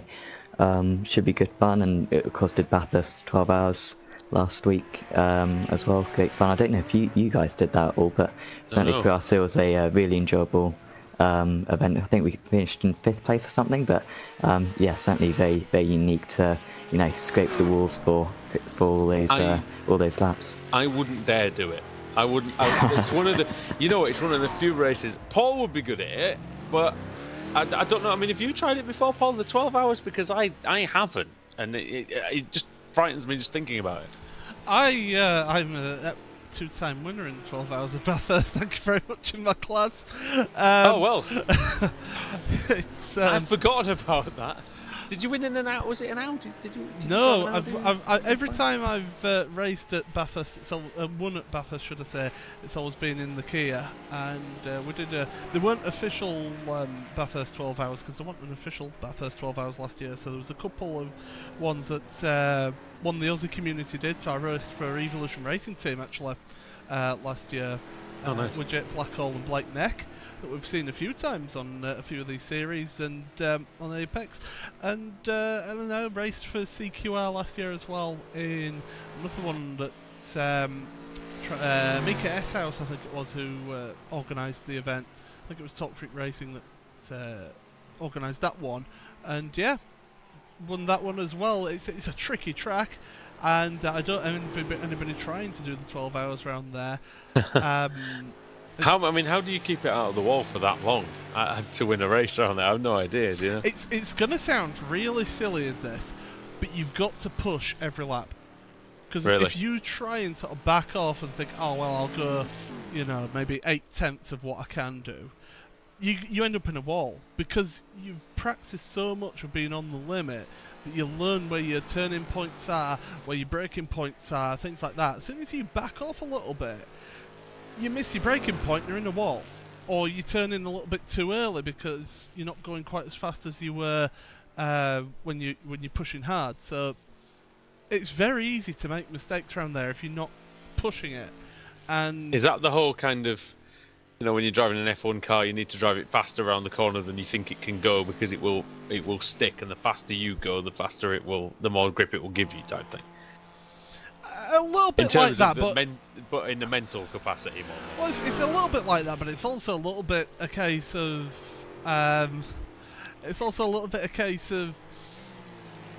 keeping to your marks. Keeping working to your marks, because it's so easy to get out of a rhythm. If you make a mistake or you have something distract you, and before you know it, there you go. Hello, Mr. Wall. Nice to meet you once again. And yes, David Baker, I am talking about Bathurst and winning there. Thank you very much on the old YouTube chat. I wasn't the one who brought it up, by the way. And people keep on accusing me of bringing up about winning at Bathurst all the time, but I'm not the one who brings it up. It's other people who bring it up, and then I have to talk about it. Yeah, I mean, it didn't help that I'd forgotten that you'd won in the 12 hours, because in the end it would have then been me bringing it up and not you, and you would have got away with that one, so I'm sorry about that. But, yeah, no, I mean, it's just another... people think, oh, what are you waffling on about Bathurst for? But it's completely relevant to what we're watching out here, because Virginia, even though it doesn't look like a circuit like Bathurst, like one that's, a monster of a circuit, whatever it looks like. Oh, it's just some, it's just some narrow track and some grass. It is a very difficult circuit, and in its own way, just as tough as Bathurst. And when you have to go around somewhere like Bathurst for 12 hours, even in 2.5 hours around here, put that into perspective. A Formula 1 Grand Prix lasts between an hour and 20 and an hour and 50 minutes. They're doing 2 hours 30 minutes here. And okay, yes, there is, for most drivers, they do have a teammate out here today, but I've been in races, Sam, and I'm sure you have, where you don't have a teammate, and you have to do this distance. It's very difficult. Yeah, definitely. And well, I don't know about Paul, but for Bathurst, personally, I had to do about 2.5 hours just straight, and it is very, very difficult. But I think what you got to do is kind of rely on the practice that you've done. What Paul was saying earlier on about kind of not driving at 8/10 of your speed. You got to drive as you were in practice, because that's kind of what you know, that's what you've been preparing as. And if you do something, maybe try to drive a bit safer, change a few things, and that's when you can get out of your comfort zone and make a few errors. So I think these drivers just got to make sure that they kind of keep their mentality correct and just keep on driving the way that they feel they should be, and not kind of second guess themselves.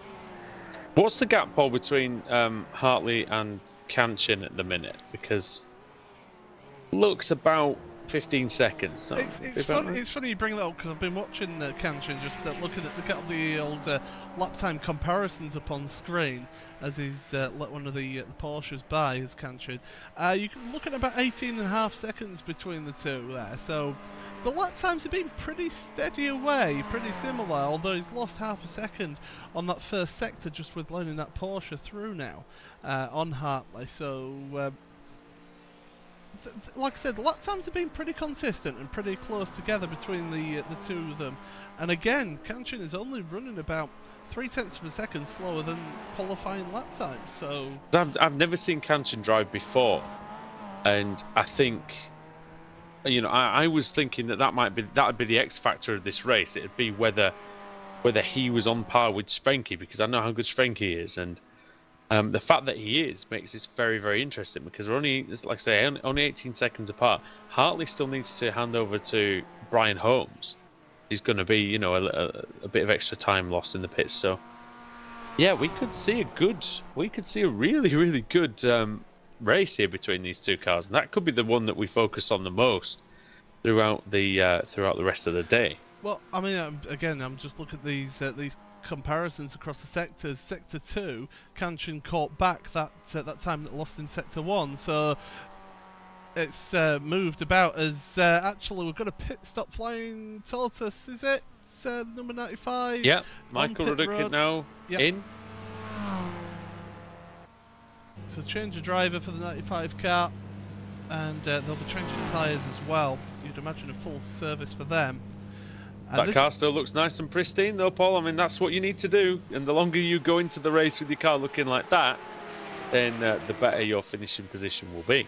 Yeah, absolutely. And interested to see where Fritzo Sport Endurance are compared to the Flying Tortoise team. They're not too far away, I don't think.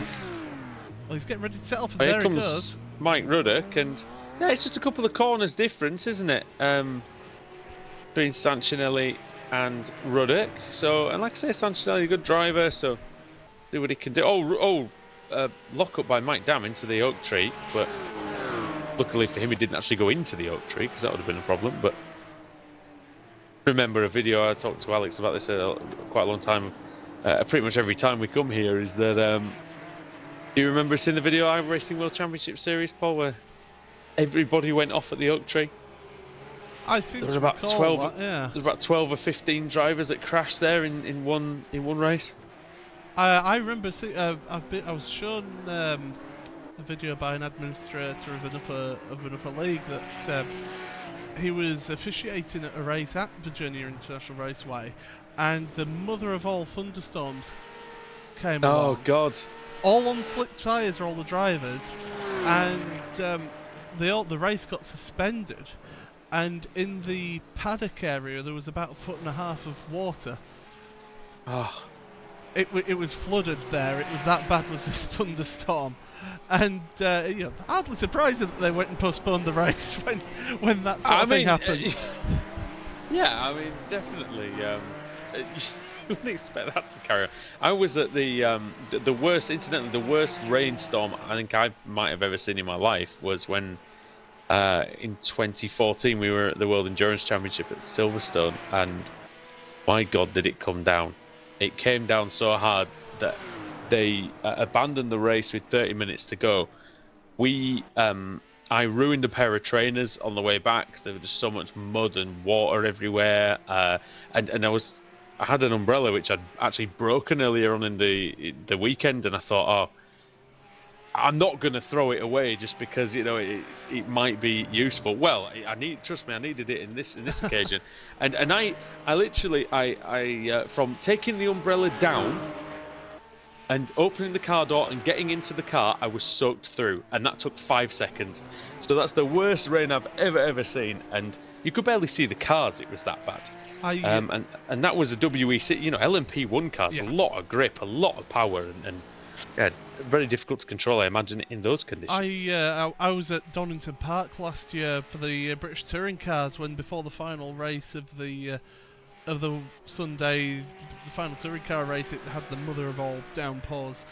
With that, and Matt Neal ended up in the gravel and had got told he couldn't take the restart because he'd caused the red flag. And oh well, never mind. Yeah, I've been blocked by him on Twitter, but yeah, that's another story. And then a few years before that was at Alton Park when you had the Super Touring Cars were going to be racing as one of the support races for the British Touring Cars, and again we had the mother of all thunderstorms hit just before that race, so they had to postpone that because they just let the cars out the pit lane on slick tyres.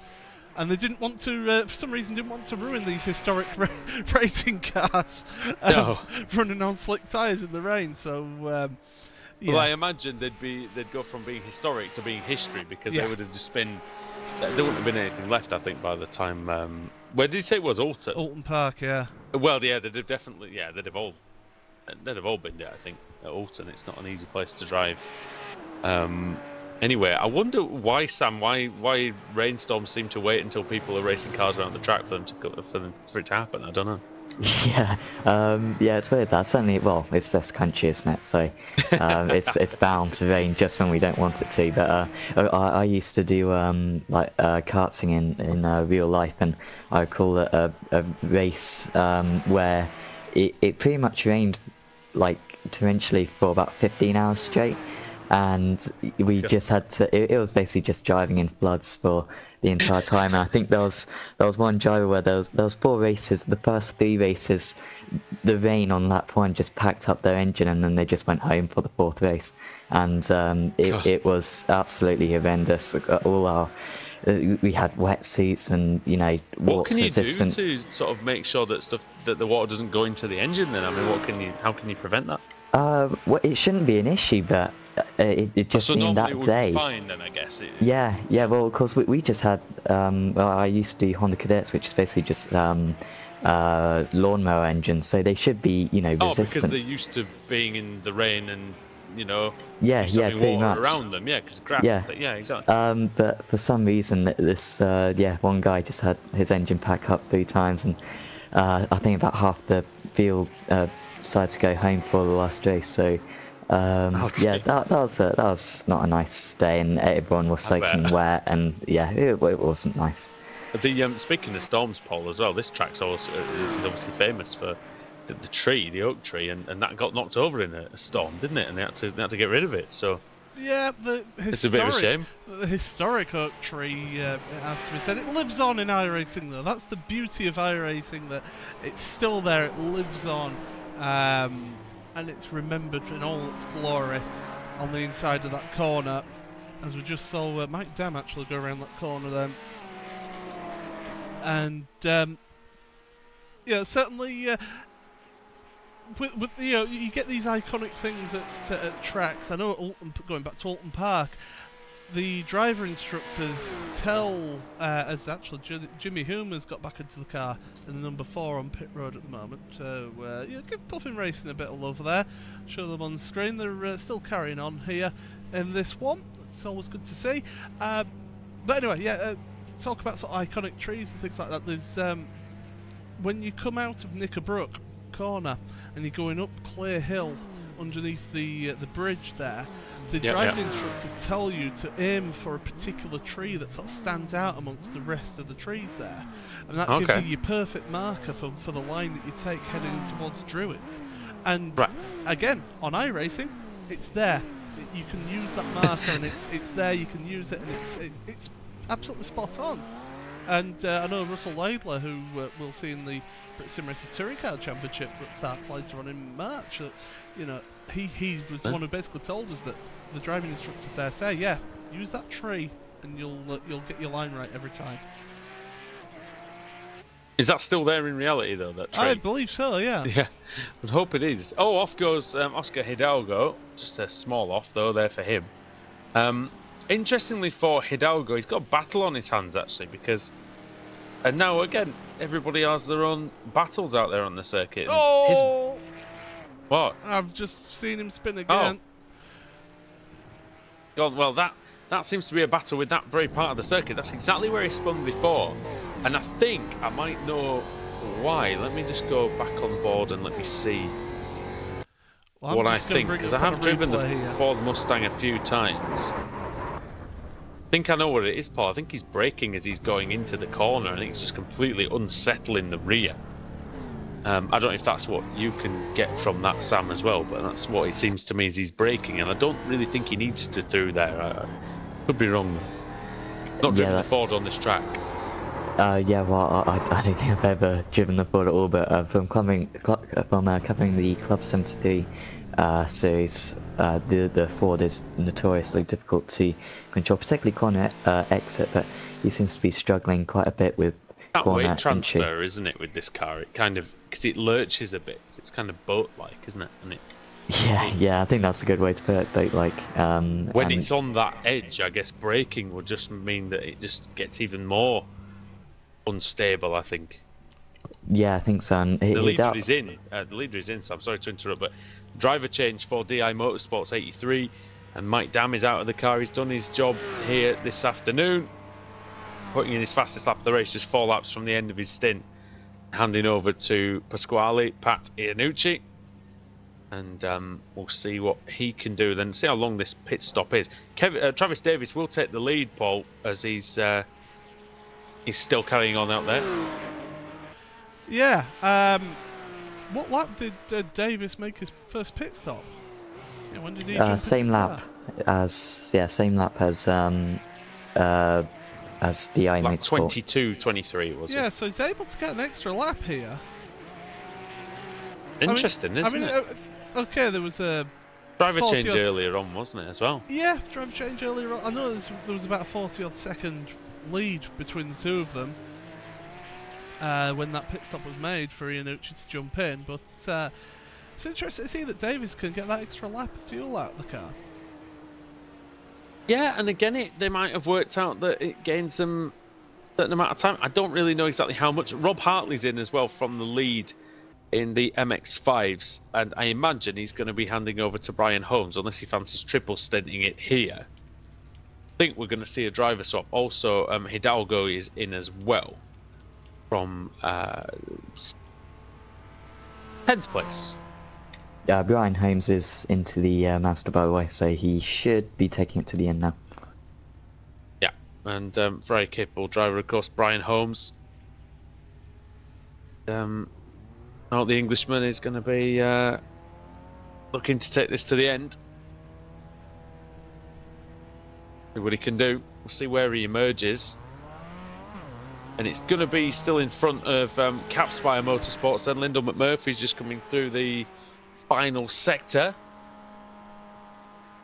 So, going to be a good lead of about 15 seconds again for Brian Holmes, which I think he's going to be very happy with.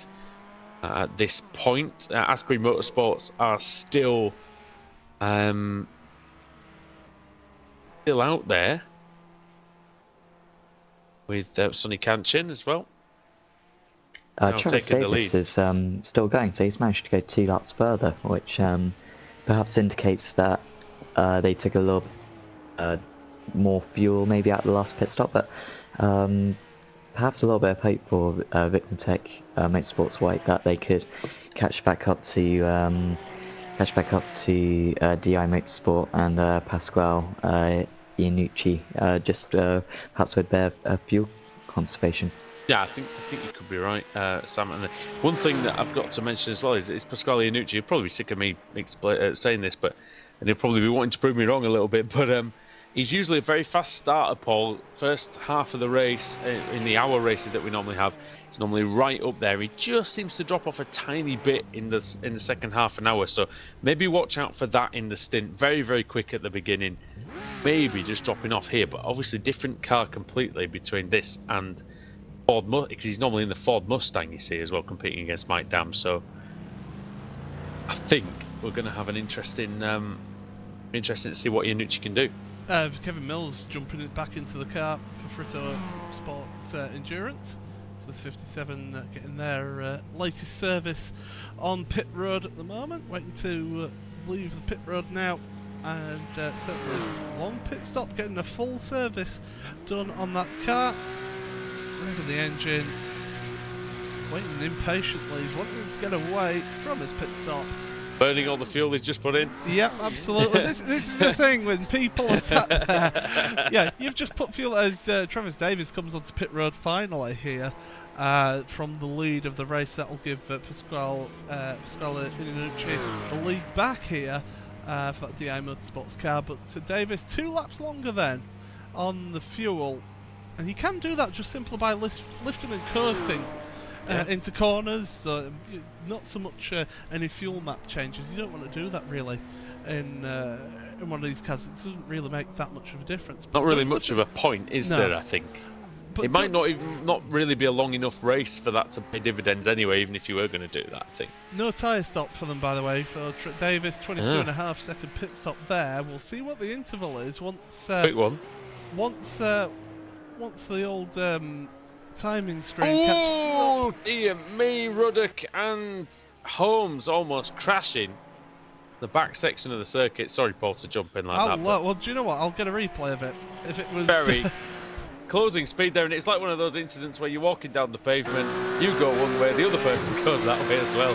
That's nearly what happened to them. Oh yes, it was a bit tight was that one. That's for sure, but everybody kept clean. That's good to see. Having to take to the grass, though. Yeah. Ruddock, so I mean, I suppose that's what it's there for, I guess, in case something like that happens. But those are sort of examples, Paul, of the kind of the silly things that can happen in endurance racing, even in a small field like this. Yeah, and I think it's a testament to these guys that there's only actually been one contact between 2 cars, and that was on lap 2 of the race. And even that was just after somebody had spun, so nobody's actually driven into each other, which to me is, even with 11 cars, is still very, very good indeed. There's so 74s I think on pit road as well, by the way, guys. So have a look from the then, lead of MX5. Yeah, Kanchin in then. Is he going to be? He's staying in the car as well. Yeah, he's going to stay in the car. We'll see what he can do with the pit stop and see where he comes out. House Racing back into the lead with Brian Holmes. And Capspire Motorsports and Lyndall McMurphy, they're down at the Oak Tree bend, so I don't think they're going to be a factor here at all. But out comes Kanchin. Didn't stop, it felt like, Sam, a fairly short one. Yeah, about a second faster than Brian Holmes. It seems as though in the Mazda they don't actually lose any time with the driver swap, and of course they can change tyres every pit stop as well, so it's pretty much a full pit stop every time for these drivers. But note on the Porsches, certainly in the races I've done, like 2.5 hour races I've done in the Porsche, they may not change tyres, but it's difficult to do so around here, particularly with the how you have to really lean on the tyres. It's quite heavy on degradation. It's going to be a tough call whether or not to take tyres at any point, so that could be an important factor in the race for the overall victory. Yeah, I think you're right. I think it's funny. For all you can engineer your cars, Paul, for all you can set them up, you can tune the engines and things like that. It's always those silly little black rubber circles that they're the things that need to be. They're the most important thing, aren't they? Really? Yeah, they're the things that connect the car to the track, and you know, those tiny little contact patches that you have on them is what affects them. As the number 14 car, Nathan Thomas for Driftline Racing, back up underway after making his pit stop there in the Mustang, and he's got, shall we say, a healthy lead. He's coming out the pits, and Jeff Jacobs has just come around the oak tree.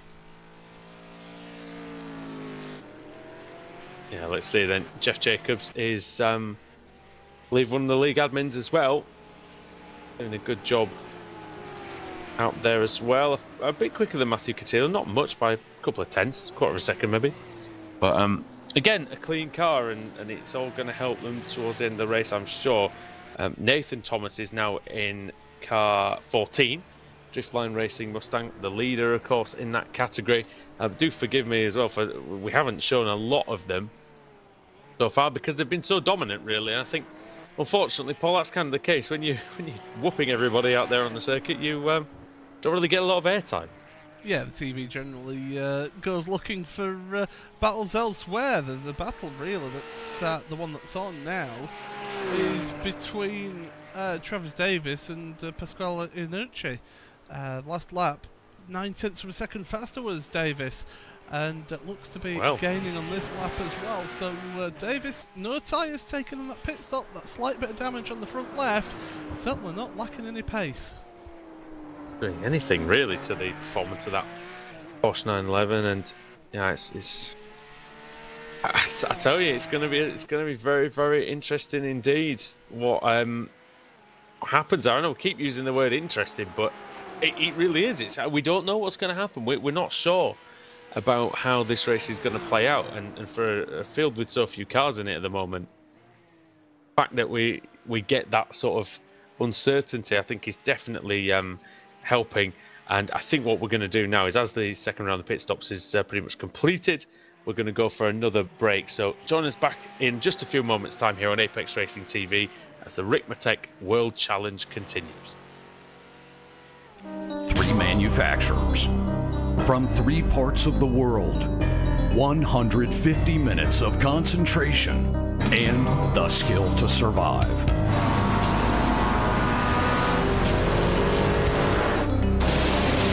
The Ricmotech World Challenge. A presentation of Extreme Motorsports.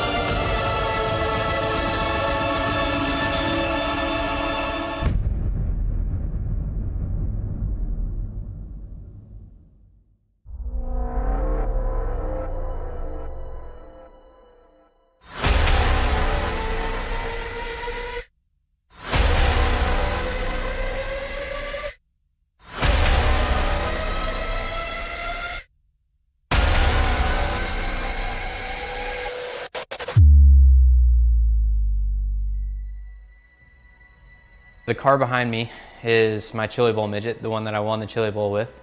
And what's interesting about that is it's actually the car that iRacing scanned that's going to be available to all the iRacing members out there.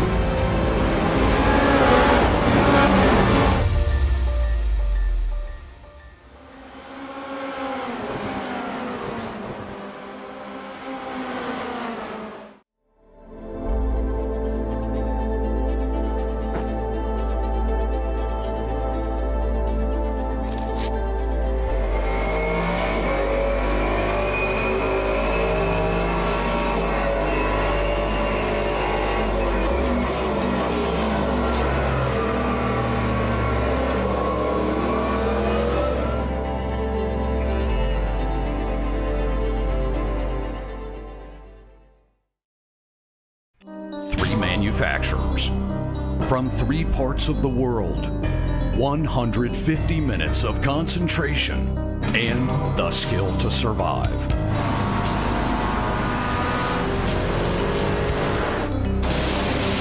The Ricmotech World Challenge.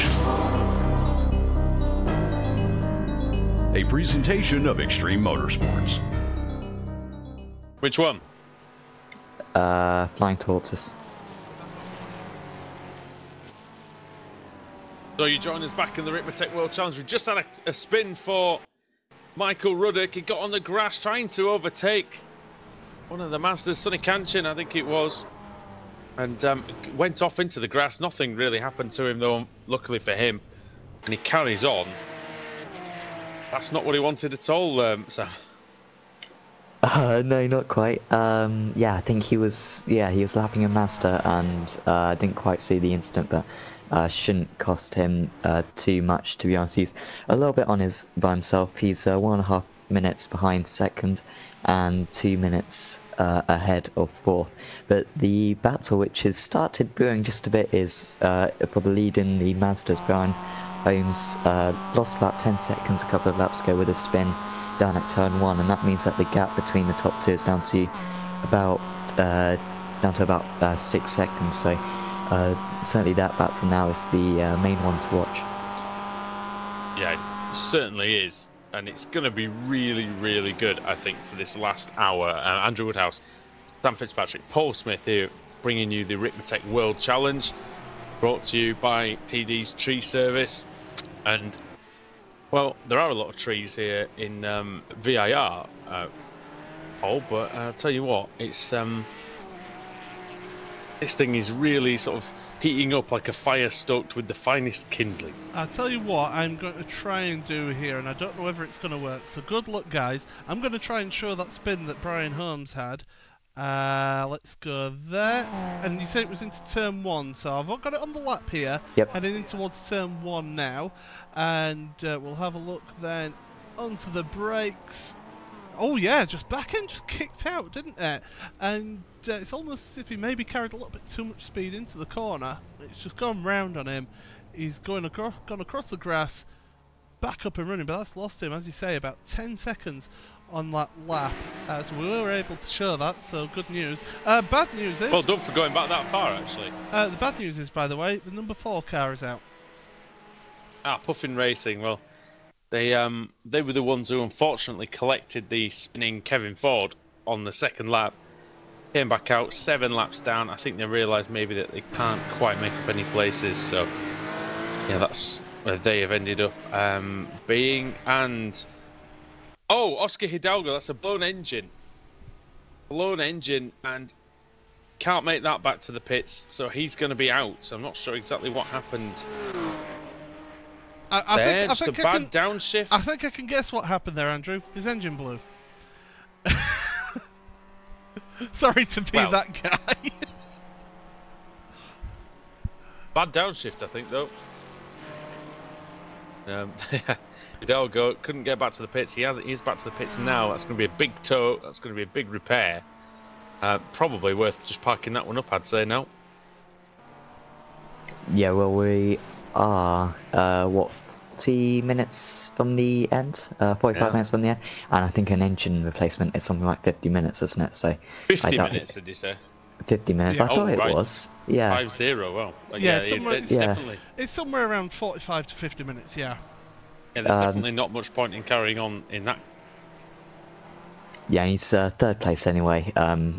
Nathan Thomas and Jeff Jacobs are a long way ahead, so there's no real point in him getting back out there. Now, the battle at the front of the field, the very front of the race, Pasquale Iannucci, DI Motorsports, Porsche, is at 15.2 seconds clear of Travis Davis in the Ricmotech Motorsports white car. And Davis actually, Paul, on that lap, 1.2 seconds quicker. So Travis Davis settling into his rhythm and looking to be increasing his speed lap by lap.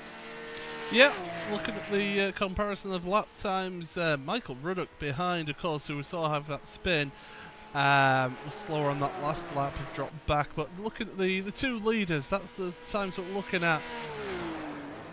Davis has been slower on this lap so far. Sector 1, 0.3 of a second slower. Sector 2, about 2.5 slower. So really not quite keeping the pace on this lap. This lap just gone, Iannucci a 1:49.2. Davis is coming round that final corner now, and we'll get to see what lap time he sets here as he goes through there across the timing line. 1:49.5, so a little bit quicker through that final sector as Davis, but yeah, drop back a little bit of time on that lap. Kanchin now still putting up a good fight though. Sorry, Sam. Yeah, I was just going to say, Kanchin now down to 4.5 seconds. He was 1 second faster on that last lap, so it looks as though it's just a matter of time until he catches him, and at that time another 0.4. So Kanchin closing that gap to Brian Holmes very quickly, and he should be with him in the next probably 10 laps or so. Yeah, it's shaping up nicely, isn't it? I think there, and I think though you've raced with Brian Holmes, Paul, and he's quite a considered driver, really, isn't he? So he doesn't usually one of those who doesn't really make that many mistakes, and I feel like he's got a little bit in reserve though, because that was his quickest lap of since he's been in the car.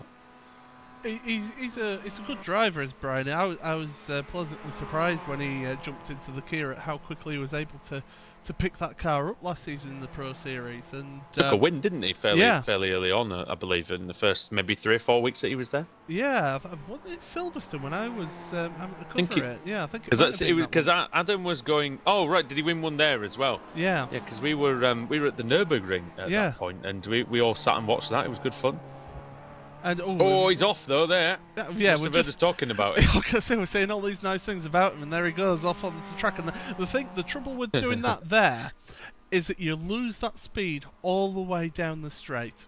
You're not carrying as much speed onto the straight, so you're losing all that time down the straight there, and that's allowing Kanchin to close up that gap just that little bit more down there. And it's one of the longest straights on iRacing. Yeah, exactly. Which also makes it very difficult when you make a mistake there, and just the momentum. I mean, I've been watching, for those who've been watching the Olympics, watching the skeleton and the luge and things like that. You know, that's the equivalent. You know, the bad start and maybe going to a corner wrong, scrub too much speed off, and then all the way down the course they are suffering for speed. Exactly the same thing there for Brian Holmes.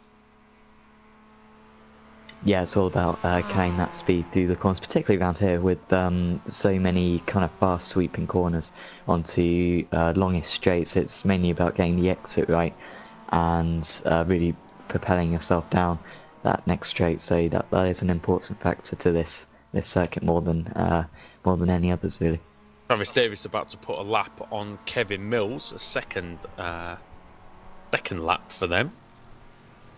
Mills getting out of the way, allowing Travis Davis through. Nice sportsman-like driving there. Probably lost a little bit too much time, I would say, doing that, but making sure, I guess, Paul. I mean, the worst thing you can do, as we said, is crash into a car who's either a lapped car or one that's lapping you. Yeah.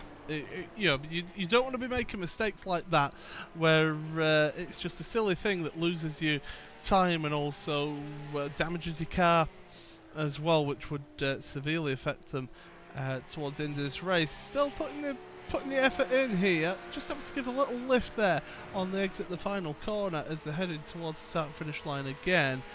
And that time, you see, it's staying at about that 15-second mark, isn't it? 15.8 seconds between the two of them. So they're staying pretty stagnant, and maybe David's just scaring off one of the MX-5s there, and just getting them out of the way into that turn number 1. But really, Davis is doing everything that he can to try and get that position. But it's just not working out for him at the moment. He's not able to do it as well. Hidalgo is on pit road still, by the way. He's not given up yet, but he's going to be sat there for a while. But he's waiting patiently there, is Oscar. Yeah, I mean, it might be that it's a quicker repair than maybe what we thought. I'm not sure. Jeff Jacobs in the pits, by the way. Quick one as well is that we're in the middle of F1 car launch season. I think it's one of the best times of the year for me, anyway. And over the next sort of 4 or 5 days, we're going to get all the remaining. Well, it's going to be up until the 23rd, so the next week really. We're going to get all the remaining teams launching the cars, Paul, and I think. I always like this time of year. Like I say, it always brings sort of interest and optimism, and you know, it's that kind of thing that everybody says at the start of the Premier League season or the Super League season or whatever. Any team can win at this point. Well, that's I think Martin Brundle put it best on Twitter when he said, you know, these cars they all look fast. They look the fastest car. They all look the fastest cars. They'll be the fastest cars they've ever been, and that all gets shattered. Teams are saying they're the fastest. And then it all gets shattered, does that illusion, when you actually get onto the track. Because then you find out who is the fastest car. But at the moment, they all look fast, they all look mean. Speaking of looking mean and fast at the moment, Sonny Kanchin now, 1.9 seconds. That gap has come down here. Brian Holmes is coming under pressure now. That's the thing about iRacing, though. All the cars are identical. Just setup that really governs the pace, and at the minute, Sonny Kanchan, the driver from Australia-New Zealand club, is closing in massively on Brian Holmes. I'm surprised that at this rate of closure. It's not the fact that he is catching him, Sam, because I think, you know, it's obviously proved that he's a fast driver, but I'm surprised he's closing down on him as quickly as this. 1.2 seconds that time round. Yeah, it is really surprising. Maybe, well, probably not tyres, because they're changing every pit stop, so they're not exactly going to wear a whole lot. But I wonder if they'll make a driver swap at the last pit stop for Madhouse Racing. Maybe just change Holmes for Hartley, because Holmes isn't slow, but Hartley was probably the fastest master driver out there, so that might make sense. But Holmes has got to defend very hard now to make sure they holds the lead, or at least if he does get past, maybe just stay in the slipstream. But I can see Kanchan perhaps getting past and pulling away into the distance and running away with the race victory. Do you reckon the rear damage might be doing anything that Holmes has got? I haven't really seen the rear damage, but I doubt it's affecting it that much. Certainly aerodynamically, I doubt it'd make really any impact. Maybe the steering perhaps makes a small difference, but I doubt it. From what I know about the Mazda, at least, it's not super delicate to the damage that it obtains. Paul, as Nick Kanchan closes in on Brian Holmes, I wonder if you could take us through the on-board footage from that car and just tell us what you're seeing in the car. Yeah, absolutely. We are on board with Kanchan. Just run a little bit wide there into Oak Tree, but it doesn't matter too much because Holmes has missed the apex there. And that means that he's going to be a little bit slower going onto the straight. And we've got the speeds up here as well. And you can tell that Kanchan's got that slipstream now. And he's already gaining a few kilometres an hour over the car in front. You can see the damage to the back of Holmes' car as they're heading down the straight now, heading towards the roller coaster. Really tough section of the track because he's turning and braking at the same time. Holmes hard onto the brake there. The back end was just not being compliant with him as he went through in the heavy braking now down the hill here through this left, and then this double apex right-hander, almost a triple apex right-hander this one, as you head out through here. And Kanchan's going to is he going to deny us? Oh no, he's getting out of the way. Getting out of the way of the Porsche there. It was, I was wondering if he was going on the pit road then to make a final. Thought it was going to stop. be the ultimate bad timing once again, didn't he? Yeah, we were going to get the great onboard footage ruined as turn one. It's tricky, this, isn't it, to get the best line through here, and that's exactly what Holmes has shown us, Paul. Yeah, he's through. Although they're still side by side, can they make it stick? Holmes is giving it a go here, but Kanchan's through, and that's the lead gone now for Holmes and for Madhouse Racing. And you can tell Holmes is struggling because he's normally right on the pace with anybody in this Mazda MX-5, so there's something not quite right. But Sonny Kanchan is flying at the same time.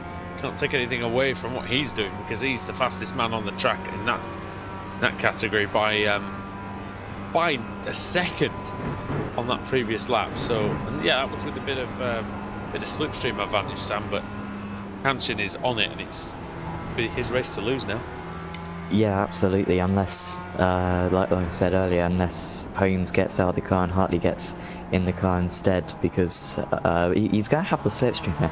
I wonder if he might even have a go at the He's going to have to. Yeah, he's got to try to get track position, because pace-wise, let's face it, I think Kanchan's just going to pull away. So if Holmes has a sniff of an opportunity, he's got to take it down here.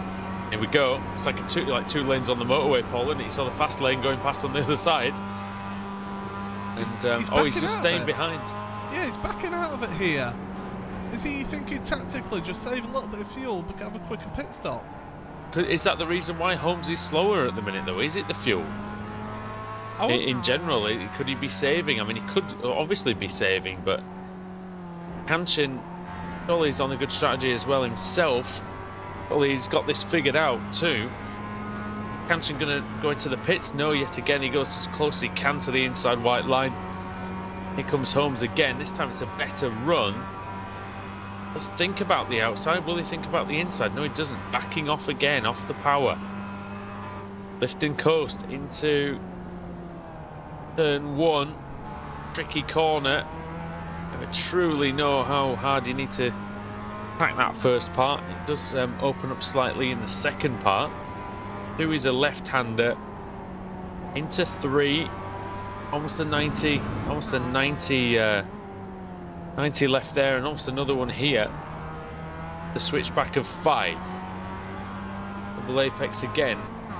Hard on the power, keep the car under control. It's quite bumpy through there, Sam, as well, which can unsettle the cars we've seen.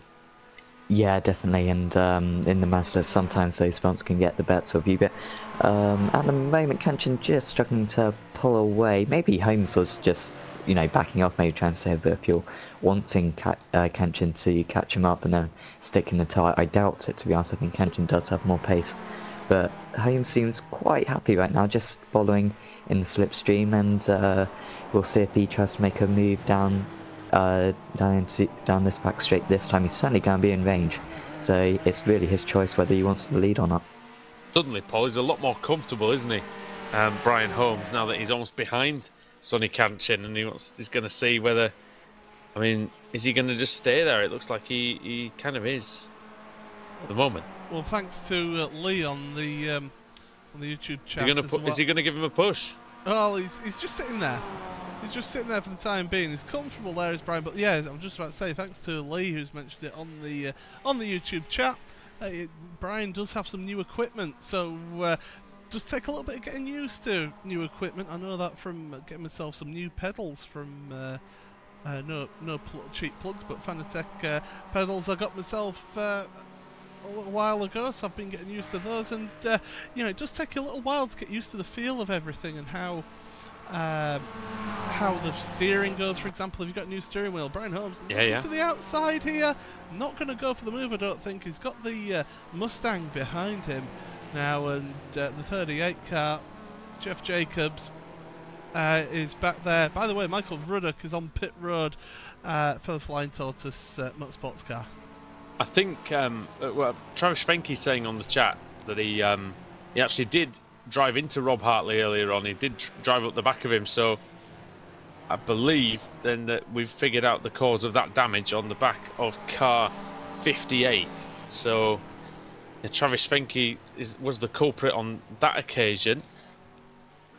He said that he had to try and match him, really, and he couldn't really do that because Rob Hartley's so quick around here. He says he's really flying, and Travis Fenke's saying that with as quick as he is, then I think Hartley was doing a fantastic job, as you said. Yeah, so his lap times compared to every other Mazda driver, he's clearly he's had the pace over everyone in this race, even over his teammate Holmes. He's been superb as Hartley, and he made about a 20-second gap actually over the rest of the field, so that was how competitive he was. So I'm not surprised, to be fair, that the other drivers felt it was difficult to keep up with him.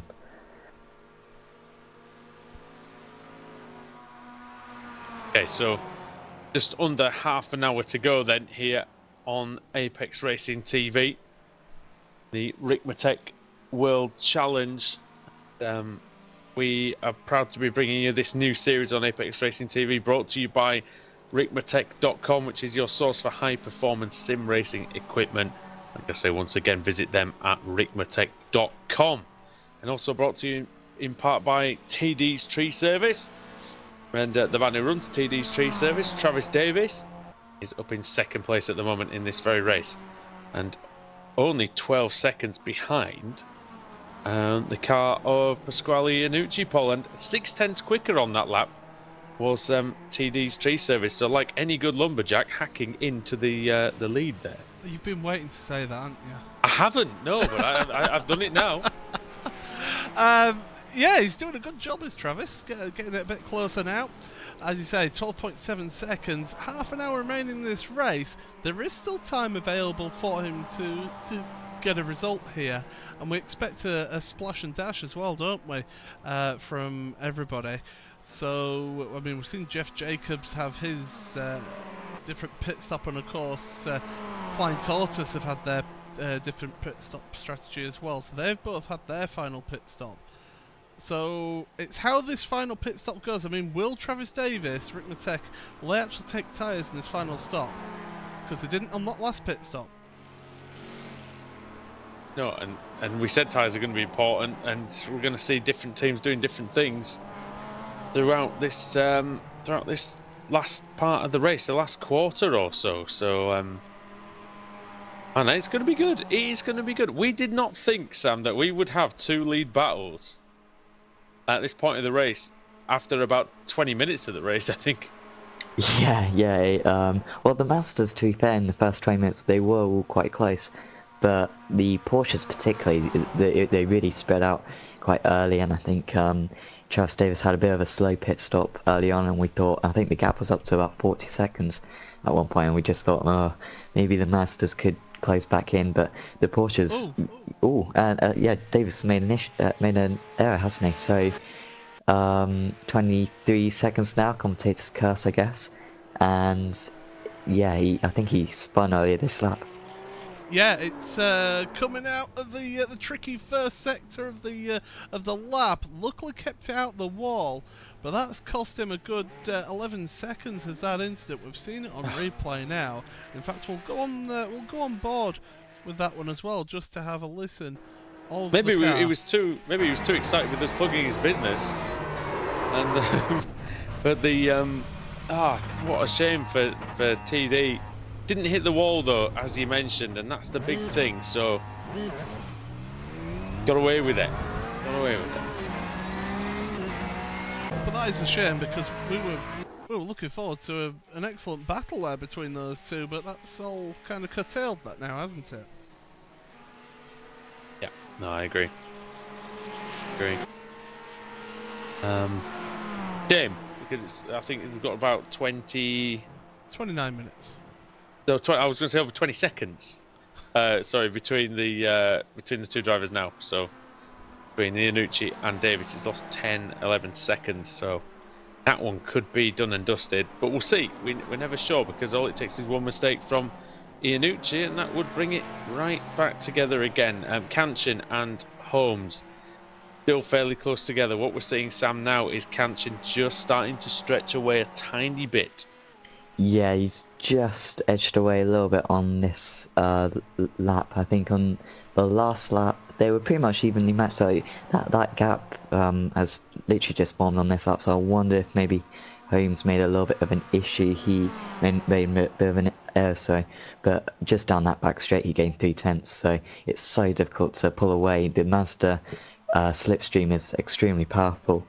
And yeah, Holmes back down to just half a second behind now, so it's going to take a really big effort for Kanchin to break the tie, and I wouldn't be surprised if Holmes even has a look perhaps at the end of the straight.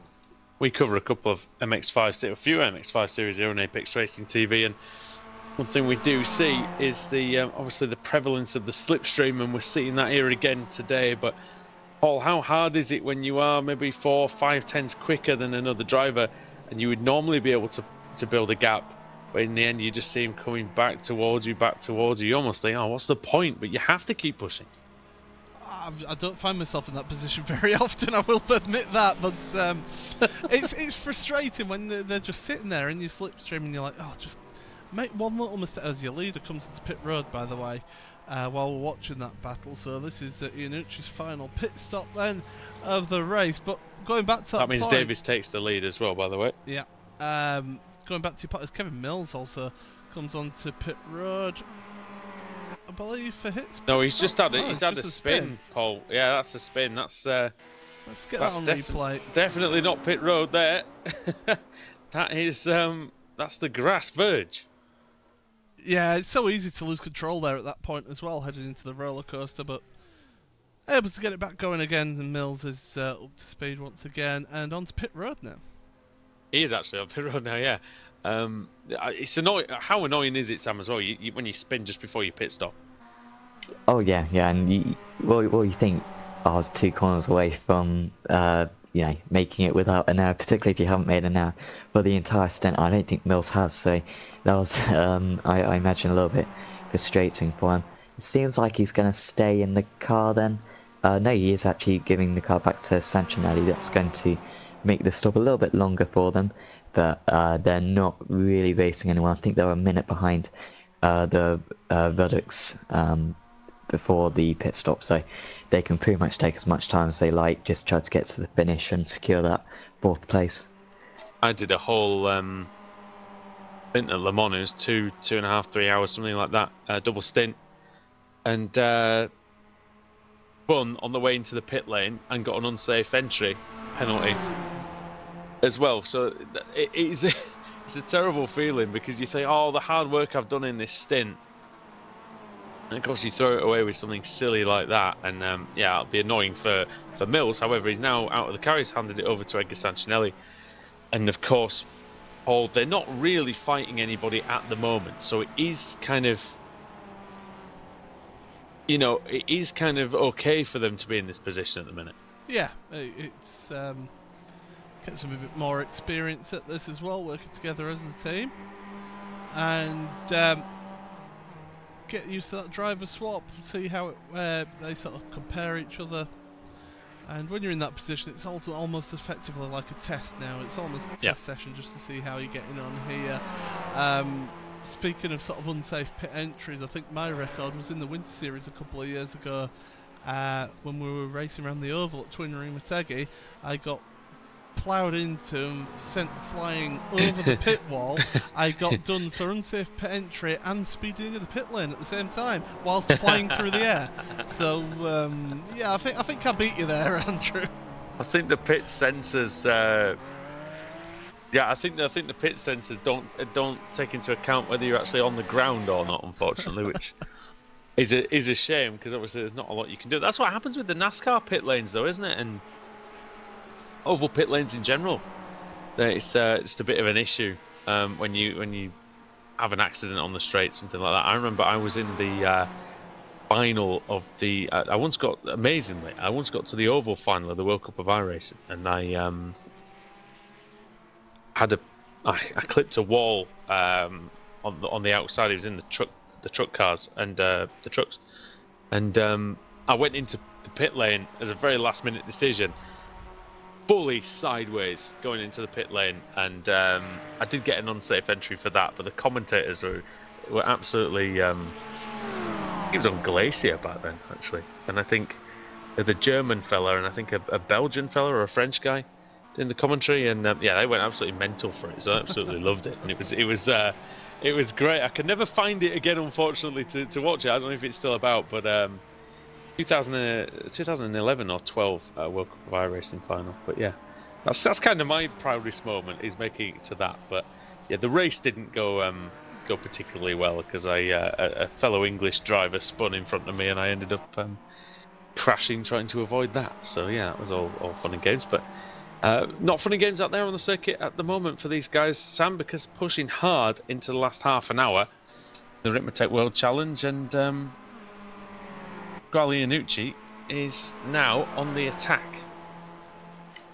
Yeah, Davis again has gone. He's now gone 3 laps further, I think, than Iannucci, so he's going to have to take less fuel. 12.5 seconds at the moment. He might get a 5-second short pit stop, maybe.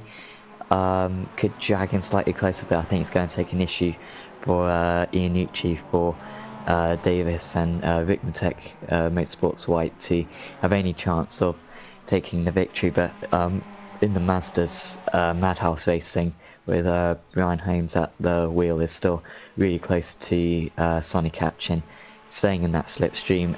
Should be pitting any time now, literally any lap now. I think they should be into the pits for their splash and dash. It's about a 20, I think it's 29 lap stints or something. So, yeah. Or yeah, so it should be in any moment now. It's going to be very tight, I think, at the end of this one. Mazda's still right next to each other. Still no signs of this battle finishing anytime soon. Oh! And in comes Brian Holmes to the pit lane. Very, very late decision. We're going to see a splash and dash here. Paul, this outlap has to be perfect. It has to be the lap of the lives, really. Here. And the pit stop. And the pit stop as well. Get his marks right, and he's done that. He's got it on the marks now.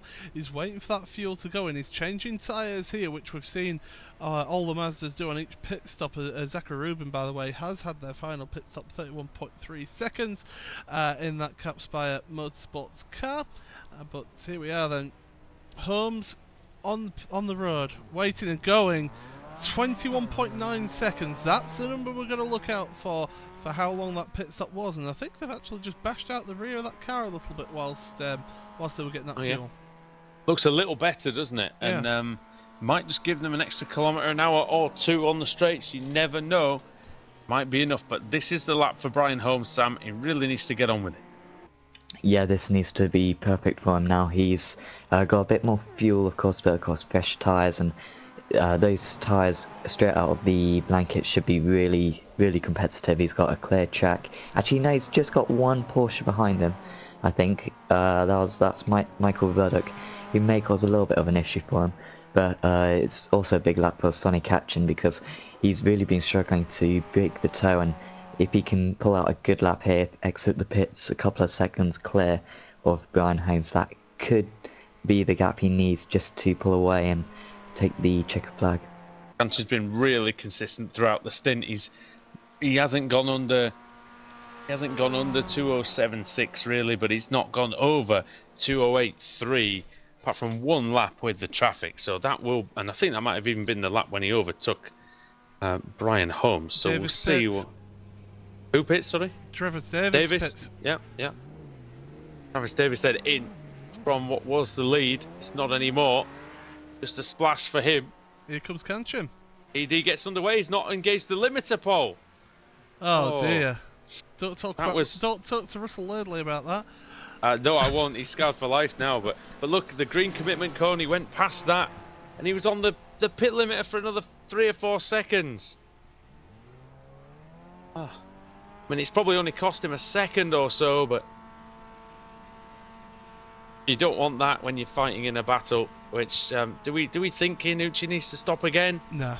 Iannucci's had their final pit stop. Oh, he's done, hasn't he? Yeah, of course he has. Wow, Katchen, quick pit stop, 18.7 seconds, and there you go. I think Brian Holmes is just coming round past the start and finish line now. Yeah, that's.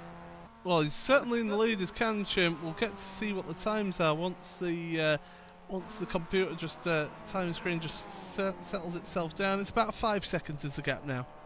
Very good stop indeed, Sam. And I think now it all boils down to the question that we ask every single week here on Apex Racing TV: have they put enough fuel in it?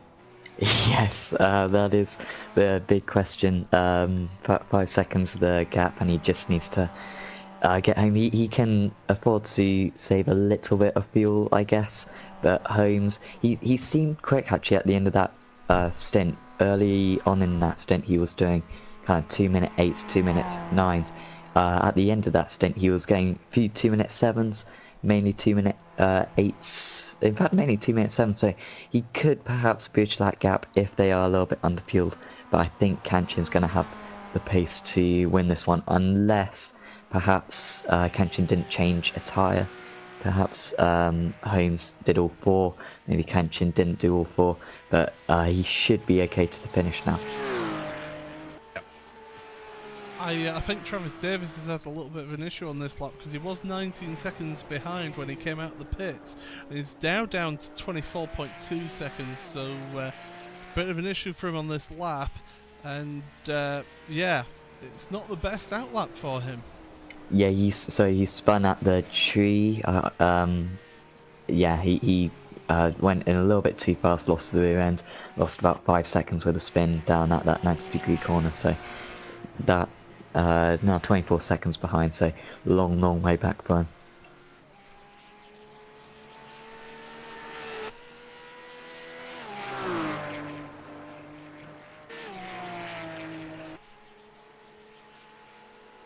So here we are then. Pasquale Iannucci heading up the straight. We've got 16.5 minutes remaining. I don't know if we've lost Andrew Woodhouse here. No, we haven't. Oh no, he's still there. How good. I was waiting patiently for you, and I thought I'd just. No, it's fill all a right. little bit of time. I just had to type something. Sorry, no. But no, Iannucci with the lead of 25 seconds. Big lead in anybody's book, Paul, and I think that book might well and truly be closed. Might be the last chapter, as you were. Yeah, it's certainly if it's a fairy tale, it's a fairy tale ending for him. With that gap, oh, in front of him though. That's Edgar. That's Sancinelli. Yeah. And he loses it. That is into turn 1. Oh, just got wide, and he maybe got on the dirt, maybe. The dirty, the marbles and things, maybe. He seemed to overshoot it a bit, and then was desperate not to go on the grass, because if you do go on the grass there, you kind of just get sucked out. Way Yeah. It's like Lime Rock Park, isn't it? We've all gone off at turn 1 at Lime Rock Park. Oh yeah, that's painful. Yeah. It takes you 10 years to get back on. Oh, he spun again. He spun in turn 2 as well. So not Edgar's best lap, but same again.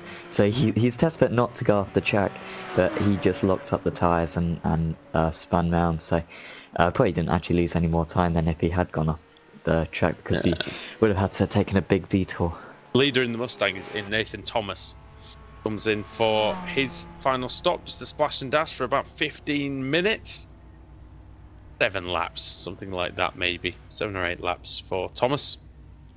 And very quietly, Paul, as Stephen was in the first part of the race, Nathan Thomas has been putting in some consistent lap times. Not as fast as Stephen, but definitely just as consistent. Gives it a bootful on the pit exit.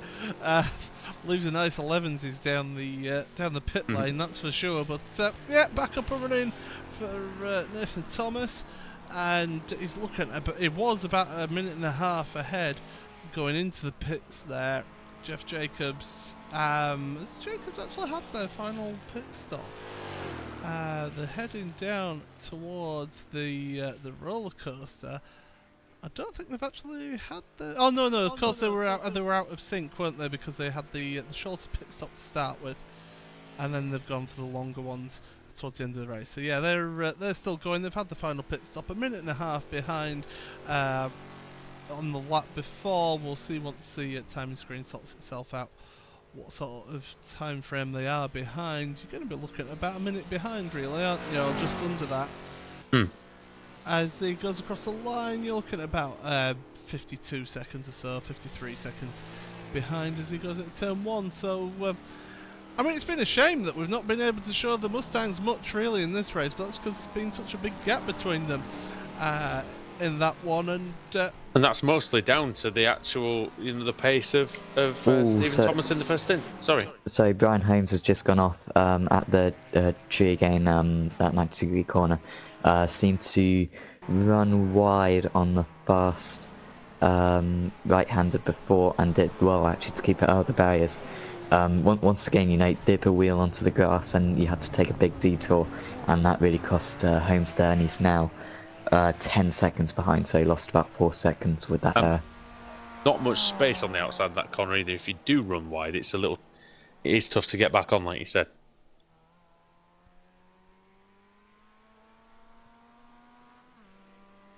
Now then, what's the official time check, Paul, please? We are at 12 minutes and 30 seconds remaining in this race, so heading towards the end here. Oh, what's happened to Sancinelli? He's had a spin. That team just doesn't like the first part of the roller coaster. Look at that. Oh, yeah. And he's off on the other side this time. So that is the... yeah, he went on the other side to what Mills did. Oh, spun in the middle of the road. Oh, he's hit. He collected Travis Davis, didn't he? Yeah, he did. Certainly did. Davis trying to... We'll get another look at that one, actually. Let's go on board with Sancinelli.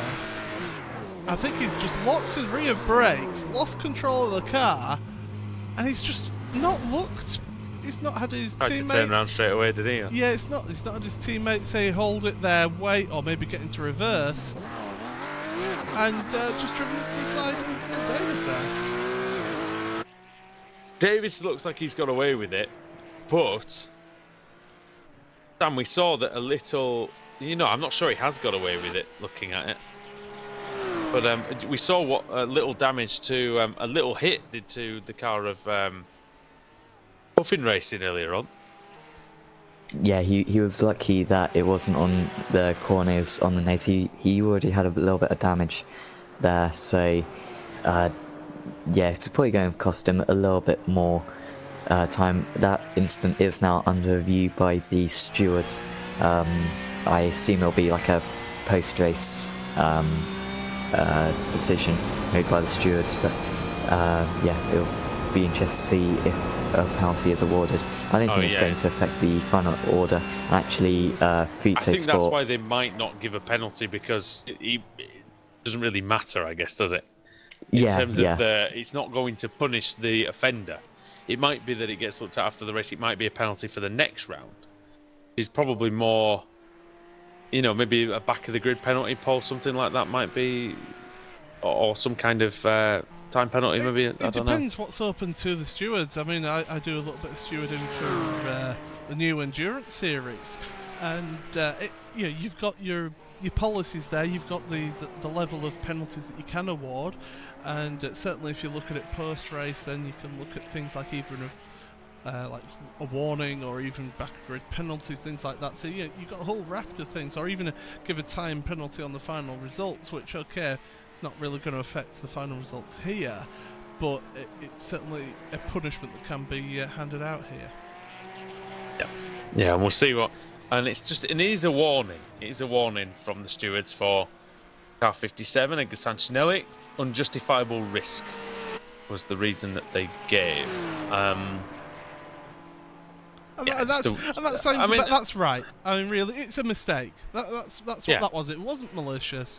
It wasn't with any intent. It was just a mistake, and you know, Edgar will just a learn clumsy from rejoin. that. Yeah, and they'll learn from that.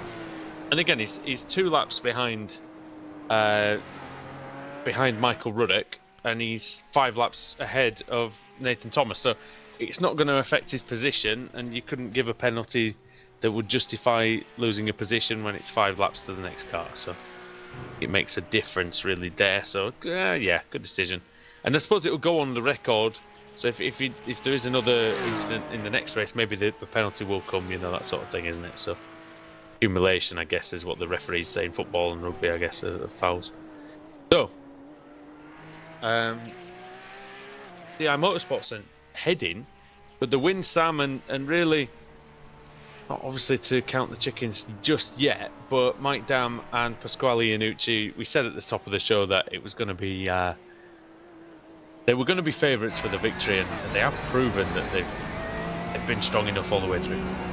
Yeah, definitely superb race from them. They've probably been the least, they've probably committed the least errors out of everyone out on track. I don't think they've actually spun so far. So their consistency in this race has been absolutely fantastic. They seem to have had a good strategy, relatively even amount of laps separate between the two. I haven't seen them off the road at all, let alone spin. Yeah, really impressive from them lot. And I think Chaz Dave. Oh, sorry, that was a big blink. Was that? Yeah. I think he's been blinking a few times up there. But I think that is not what you want. I'm just cutting very quickly. Mike Dam's internet in the past, I know he's not even driving now, but Mike Dam's internet has robbed him of a couple of race wins, and it looks like Pasquale Iannucci's internet is trying its hardest to do maybe just that, Paul, for him. I don't know. I tell you what, it seems to have sorted itself out a little bit. Zachary Rubin's one that's maybe got to worry a little bit because he's in fact no, he's okay. So yeah, it's unless it's my internet doing I think it might be your internet doing that, because I was on board with him and I didn't have any issues with Iannucci. So perhaps it's fair enough. It could have been me. Yeah, put enough for 50p in the meter, and you should be fine for the end of the race. I don't have that kind of money. I'm surprised you didn't give the eternal Yorkshire phrase of "how much." Yeah, well, is that as well? But they've certainly done a fantastic job of DI Motorsports at the front there. You know, they've just, the only laps that haven't really led has been when they've been making the pit stops. So, you know, really good performance from them out front. We've got 6 minutes, just over 6 minutes to go in this one. And, yeah, 28.5 seconds now is the lead. Travis Davis has just backed off, I think. Now he realises that he's not going to win this one, and he's, you know, a lap ahead of second place, so he could take it easy, bring it home to the end, and get a good result in second place for Davis. Yeah, I agree, and I think they'll be happy with that. I mean, in fairness, Sam, for 2 league admins to finish second on the first round of the season of their own league, I think that's not too bad. No wonder they're doing so well. Yeah. Good job by those guys. I'd say they've had quite equal pace to DI Motorsport. It's just a couple of errors they made. That spin early on, didn't they, which collected Pup in Racing, and they had a spin a little bit later on as well, and that spin a few laps ago as well. Just cost them a little bit of time, so to still be within half a minute, considering that they've sustained damage throughout. And has something happened, Paul? Yeah, the number 14, your leading Mustang, had a little bit of a heart-in-mouth moment there around the oak tree, just getting a wheel onto the grass. We'll go on board with them. And yeah, you've just seen it now. Yeah. Carried a little bit too much speed in that first part, got a wheel onto the grass, decided, well, it's been a bit dull at the front here, so we'll go a bit of a drifting championship here. Keeps the car going though on track, and that's the main thing. They're on the same lap. They're on the same lap as the opponents at Buckeye Racing, so Jeff Jacobs, you know, I mean, he wouldn't take a big incident for... I mean, he would take a big incident, but it only takes one incident, I think is what I'm trying to say, for Nathan Thomas to drop down the order and give hope to the car behind. But luckily for him, he managed to control it. Good save. An important save as well for their race hopes. Now, into the last couple of minutes here, and yeah, you know what, I'm really pleasantly surprised, Paul, because like I say, after sort of 5 or 10 minutes, it already looked like it was going to be this race wasn't going to be that exciting, I must admit, but it's turned into a pretty good competition. Yeah, it's just unfortunate, a couple of mistakes has robbed us of those battles for the lead overall, and in your MX-5 class that towards the end here. So you know, unfortunate that happened, but been some really intriguing racing, and as we say, the strategists seem to and the endurance races seem to do that. You know, going ebbs and flows, and maybe could have a few more ebbs next time out, please. Yeah. I think that's the I think that's it. But hopefully there'll be more drivers. I know, like I say, a few drivers missing the proceedings today. I think there's at least 6 or 7 drivers who signed up to the series who haven't been able to make this one. That's another 3 or 4 teams, and then the admins are working hard to get some more drivers in. So I'll repeat again, if you are wanting to join the series, you go to www.extrememotorsports99.com, and then you'll be able to find all the information for the Ricmotech World Challenge on there. extrememotorsports99.com, extreme without the E at the beginning. Yeah, like I said, this has been the Ricmotech World Challenge, sponsored by Ricmotech.com. TD's Tree Service as well. Thanks to Frank at Ricmotech as well for doing such hard work getting the series up and running too, with the sponsorship and things like that. Always been a great sponsor of the guys at Extreme Motorsports, supporter of us at Apex Racing TV as well. Andrew Woodhouse, Sam Fitzpatrick, and Paul Smith with you. The very closing stages. And Paul, we're going to get the white flag soon, I believe. 2 minutes remaining in this one, so going down the back straight now is Iannucci, so you would imagine that the next lap will be the last lap here. He's just coming into the roller coaster now with 1 minute 50 remaining, and it takes about 1 minute 50 to do a lap, so should be one more lap here for DI Motorsports. And if anybody is in front of him and they're wanting to finish a lap earlier, get behind him and just get enough a lap put on you and just finish the race a little bit earlier. Get your day done. Took a few seconds off that driving time. Exactly that. Some of the drivers might not want this to finish. They've been driving so well. Sonny Canch is definitely one of them, Sam. I mean, he's took over from Travis Frenke and done an excellent job. Yeah, they've done a really good job. Caught and passed Brian Holmes, and actually this might be his last lap. I think there might actually be a lap between the top two and the Masters overall, because I don't think DI Motorsport are going to quite catch up to Asbury Motorsport, so they're going to have one more lap after this, I think. So even if they do run out of fuel with a lap to go, they should be fine. But yeah, it's been a really good race from Asbury Motorsports today. Had two really competitive drivers, very evenly matched, and they haven't really put up. I think they had that one spin, didn't they, from Sonny, and that was about it. So yeah, really good driving from them. Good indeed. And Iannucci then coming out of the oak tree. Not many more corners to go for him. A lap and a bit.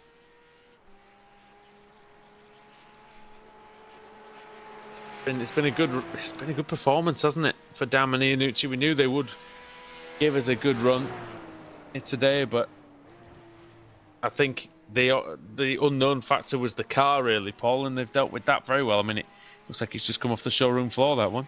Yeah, absolutely. Last couple of corners then for Iannucci. We've got the white flag out, so Andrew, take it away. Here we go then. Pasquale Iannucci and DI Motorsports exit the final corner, come towards the line, and they take round one of the first ever Ricmotech World Challenge. Fantastic stuff from them. Great performance. We're waiting now on winner in the MX-5s. In fact, did he pass him before the line? Kanchin got another lap left, Paul, has he? Yep, he's got another lap left. Nathan Thomas as well, and the Mustang is heading through the S's now, so he's got quite a bit to go. But Travis Davis finishing second there in the Ricmotech Motorsports white car. Yeah, good job by TD. And his partner as well, Kevin Ford. A good job out there. And yeah, really good effort again. And 25 seconds behind such an accomplished team, I think, is a very good effort. Good performance by the league admins. And here comes Nathan Thomas down the back straight. Still got a fair way to go. It's a long old straight here. Michael Ruddock just coming across the line as well. Third place overall. A lap down on your leader in this race. Yeah, Michael Ruddock. Good performance from him. And over the line also comes Edgar Sancinelli. 3 laps down. A few spins, that team, and I think that's really what cost them the most. But they weren't really going to threaten the Ruddocks for the final step on the podium. Here comes Nathan Thomas then, out of the final corner, and he and Stephen Thomas are going to take the win in the Mustang category. Well driven, those gentlemen there. So they'll be looking to continue that at Canadian Tire Motorsports Park next time out.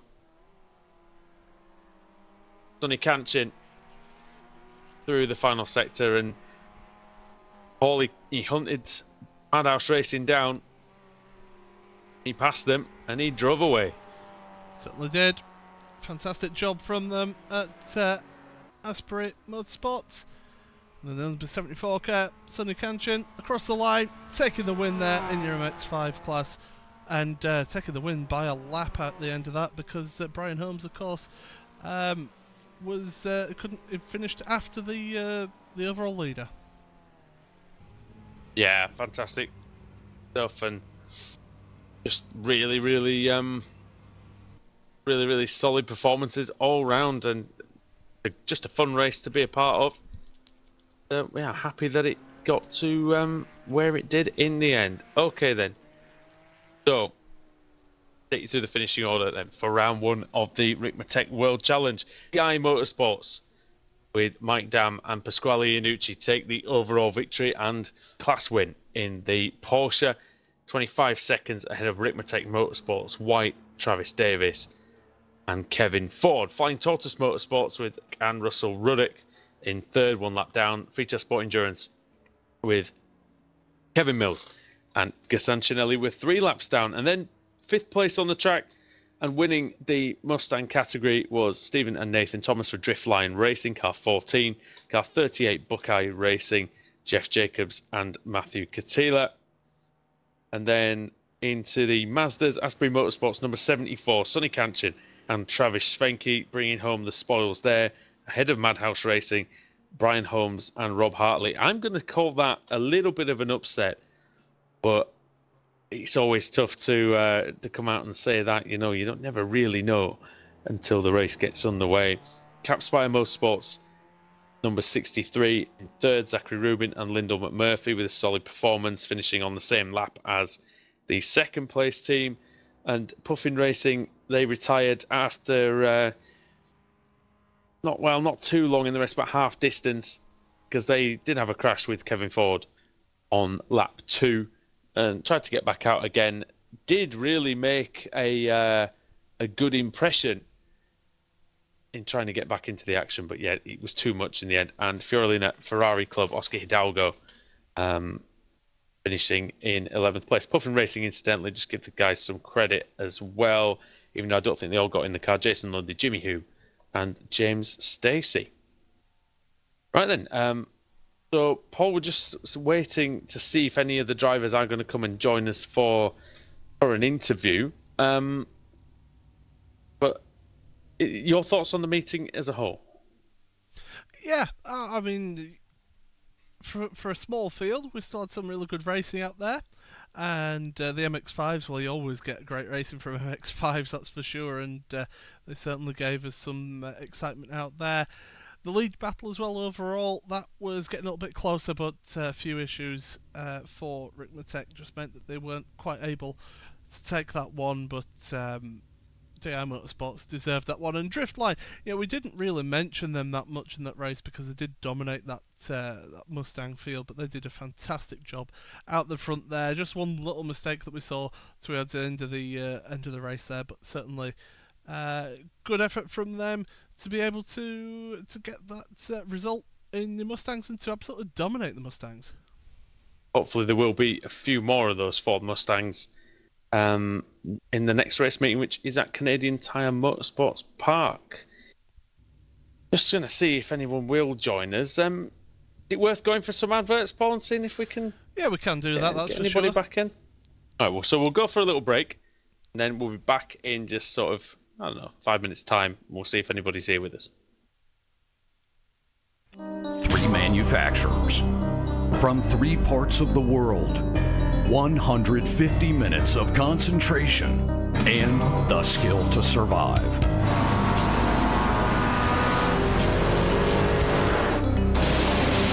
The Ricmotech World Challenge.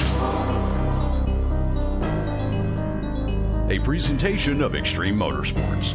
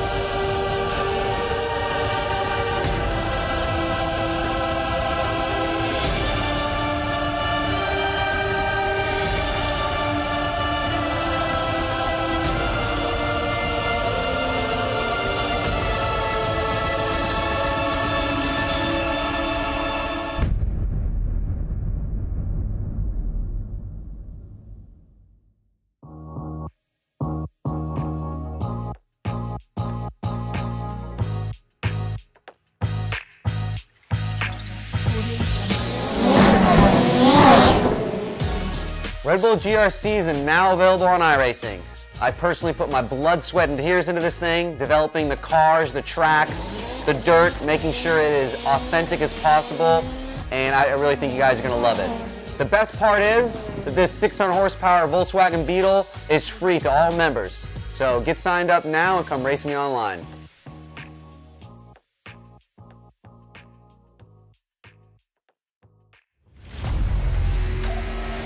The yellow flag is out. Pit road is now open. Keep your eye on those gauges. We'll give you 4 tyres. 3, 2, 1, now.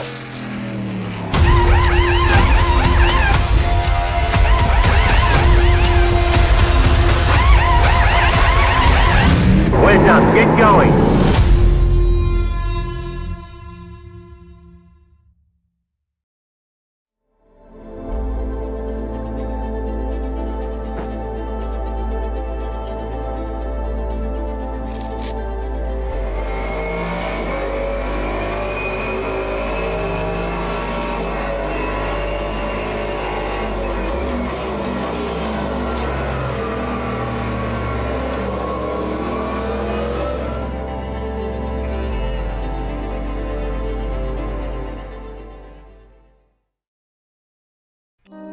Manufacturers from 3 parts of the world, 150 minutes of concentration, and the skill to survive.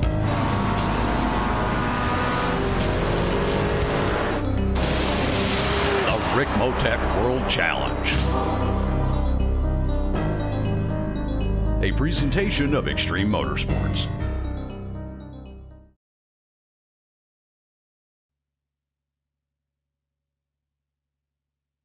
Welcome back to Apex Racing TV, the post-race show here at the Ricmotech World Challenge. Andrew Woodhouse, Paul Smith and Sam Fitzpatrick here in the commentary box, and we saw a very interesting race here at Virginia, which was a bit of a slow burn, and we thought it wasn't going to be all that interesting, but in the end it was a pretty good race. We had some close battles, especially in 2 of the categories. And we do have a driver who did take the win for his team in the Mustang category, not the Mustang category, the Porsche category, the overall championship lead. Well, Iannucci, welcome to the commentary box. Hey guys, how's it going? Yeah, good, thank you. You must be doing pretty well after that, because that was, it wasn't ever the closest battle in terms of being wheel to wheel on the track, but it was tense throughout, and you really had to draw on your experience and Mike's experience as well to bring a consistent performance to the table. Yeah, it's tough in those situations. You're not under a lot of pressure, so you don't take on risks, but at the same time, you have a gap. Just you don't want to make a mistake or drop a wheel because that gap could disappear. Just a quick one, Pat, sorry to interrupt. We're losing you a little bit. You're cutting out a little bit, so it might be worth just checking your voice settings just to make sure the mic doesn't cut out. Because I know when you go from one team speak to another, sometimes it can be a little bit funny like that. But because obviously Mike got a good start and built that lead up, and then when you came into the car, was it just about, I mean, how difficult is it to just jump on the pace straight away? Hey, can you guys hear me? Yeah, I can hear you now. All right. It's I was saying before, the races are difficult because, you don't want to push and take unnecessary risks, but at the same time, if you drop a wheel or place one wrong, that gap could disappear pretty quick. But me and Mike have been doing a lot of the endurance races, so it's you get used to it after a while, just to jump in the car and up to pace. Yeah, and I think it's important that you keep the consistency up and you keep up the concentration throughout. 2.5 hours obviously is quite a long race. Do you want to say a quick shout out to anybody, being the first meeting of the season? Going to get your sponsors in there or friends and family? Thanks to Kevin and Jeff, Matt, and Stephen awesome, the new series. I'm sure it's going to pick up, but I know they put a lot of work in. Mike, hey, if you can't beat them, join them, right? That's it. But and Frank from Ricmotech, TD, everybody else, thank you. All right, great. Well, thanks a lot, Pat, for joining us in the box once again. And hopefully we'll speak to you sooner rather than later, mate. Well done. Sounds good. Have a good one, guys. Cheers. Vali Iannucci there. And now I believe we're going to get Travis Schwenke in the commentary box now. And he's going to be standing by with Paul. Yeah, thank you very much. Yeah, welcome to the commentary booth, and Travis. And well, gotta say, interesting race for yourself there today. And, yeah, had a couple brain moments there where I kind of lost concentration, and that kind of cost us 7-8 seconds. But anything for Rob, though, he was absolutely flying around this track. Yeah, it's just talk us through this race then, because 2.5 hours in this Mazda, in this Miata, and it's a tough one because you want to try and carry as much speed as possible through the corners, even though it's not maybe a car that has the grip of, say, like the Porsche. Yeah, definitely, especially coming out of Oak Tree. That's such an important corner in this car because you carry all that speed down that long straight. And then going down the hill, down through the roller coaster, you have to get that last corner right in this car so that you can stay on power and get on power a little early, even to carry it down the front straight. So those two corners become critical, and then even getting into the S's becomes critical. And well, we talk about the battle that you had then. So it's a relatively close battle that you've had today, but able to get a good result, and looking forward next time. It's Canadian Tire Motorsport, another tricky track. It's got a tricky first half of the lap, and then you've got that long back straight. Yeah, definitely.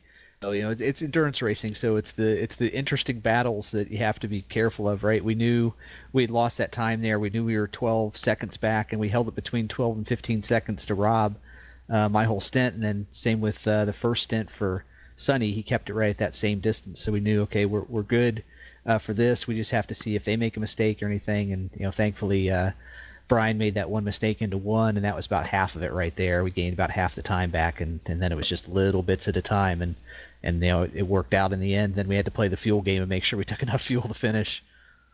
Well, it's so easy to underfuel the car, but before we let you get off and have an enjoyable break, enjoy the rest of your Saturday. Anyone you want to give any quick mentions to? Yeah, just thanks to Ricmotech and Extreme for putting this together. These series are a lot of fun. We got to get some more cars in here and get it advertised some more, because endurance racing is really good. It's a different style of racing, and I really love it. So got to give props to them for putting this series together. All right. Well, thank you very much, Travis, for joining us in the box, and all the best for the rest of your racing. Thank you very much. Travis Schwenke there. Always good to have him in the commentary box. And the final victims of the evening are with Sam, and it's the winners in the Mustang category. Yeah, hi, Stephen and Nathan. Out there, you were, super impressive with your consistency. Pretty much made no errors apart from a little one at the end that we noticed. But just how did you keep your concentration up throughout that event? It looked really tough, especially around this type of circuit. Yeah, I think we knew coming in it was going to be really important just to stay consistent over pushing the car. So trying to conserve the tires at the beginning and just run maybe not super quick laps, but just keeping it steady was important. So it really played out well towards the end. The tires being there for us at the end of the stint. Yeah, and did you change tyres a whole lot? We couldn't quite see at the pit stops whether you were changing every time, or did you just stick with the same tyres throughout the event? No, we went with 4 fresh tires every pit stop. We went back and forth on the last stop, but with the gap we had, we thought it was probably prudent to go ahead and change them out so we could just keep running our line. Moss Sport next. Are you feeling confident going into that? Is that a circuit that you think you'll really suit well? Moss Sport's really tough for me. I know Nathan's the same way. We're not particularly good at it, so I think it'll be pretty competitive. And of course, with the 2 additional classes, it'll make for a really interesting setup, really interesting strategy. So I think it'll be exciting for sure. I don't know if we'll have quite the success we did today. I'm sure you'll be up there once again. Who would you like to thank? Any sponsors or kind of friends and family? Yeah, absolutely. Just really appreciate Frank with Ricmotech for sponsoring us here this league. He's done a fantastic job, has some fantastic products the guys are using to help kind of elevate their game, and then TD with TD's Tree Service as well. Just his support and of course his driving today was fantastic. So it was good to see him in there. And then Kevin and Jeff are kind of the series admins for the overarching Extreme League. They put on a lot of this, do a lot of work behind the scenes. So appreciate those guys. Well done on the event, and hope to see you next time. Absolutely. Thanks, guys. Yeah, thanks again for the promises joining us in the commentary box. It's been great to have you there, and congratulations on the win. Right then, guys, everybody, it's time to end the broadcast here this afternoon from Virginia International Raceway. But first of all, I've got to say thank you to Paul as well for jumping in. Paul, we appreciate it a lot, mate. There we go. People can hear me again. Yeah, it's always a pleasure to come along to do the broadcast with you guys. And yeah, it was a surprising race, really, considering we said at the start, you know, it's not so much about the size of the field, it's the quality, and that's what we certainly had here today. Indeed. And Sam, always a pleasure, mate, and we'll catch you next time. Yeah, really looking forward to it. Great event out there. I was a bit fearful that we were going to get down to 5 or 6 cars, but the attrition rate wasn't bad. Really good job out there. Good. So well done to all the teams who took part. Perfect, and well done to us, I think, as well. 2.5 hours in the books. So thank you everybody for watching here on Apex Racing TV. Join us on Monday night for the first round of the new World GT Championship season with 60 cars on the grid. You do not want to miss that. Tuesday night BSR MX5 continues, and the Rallycross on Thursday, and the Ricmotech Sports Car Series, of course, in the early hours of Tuesday morning. So thank you very much for watching here on Apex Racing TV this afternoon. From Andrew Woodhouse, from Paul Smith, and Sam Fitzpatrick here at Virginia, it's good night from the Ricmotech World Challenge. 3 manufacturers from 3 parts of the world, 150 minutes of concentration, and the skill to survive.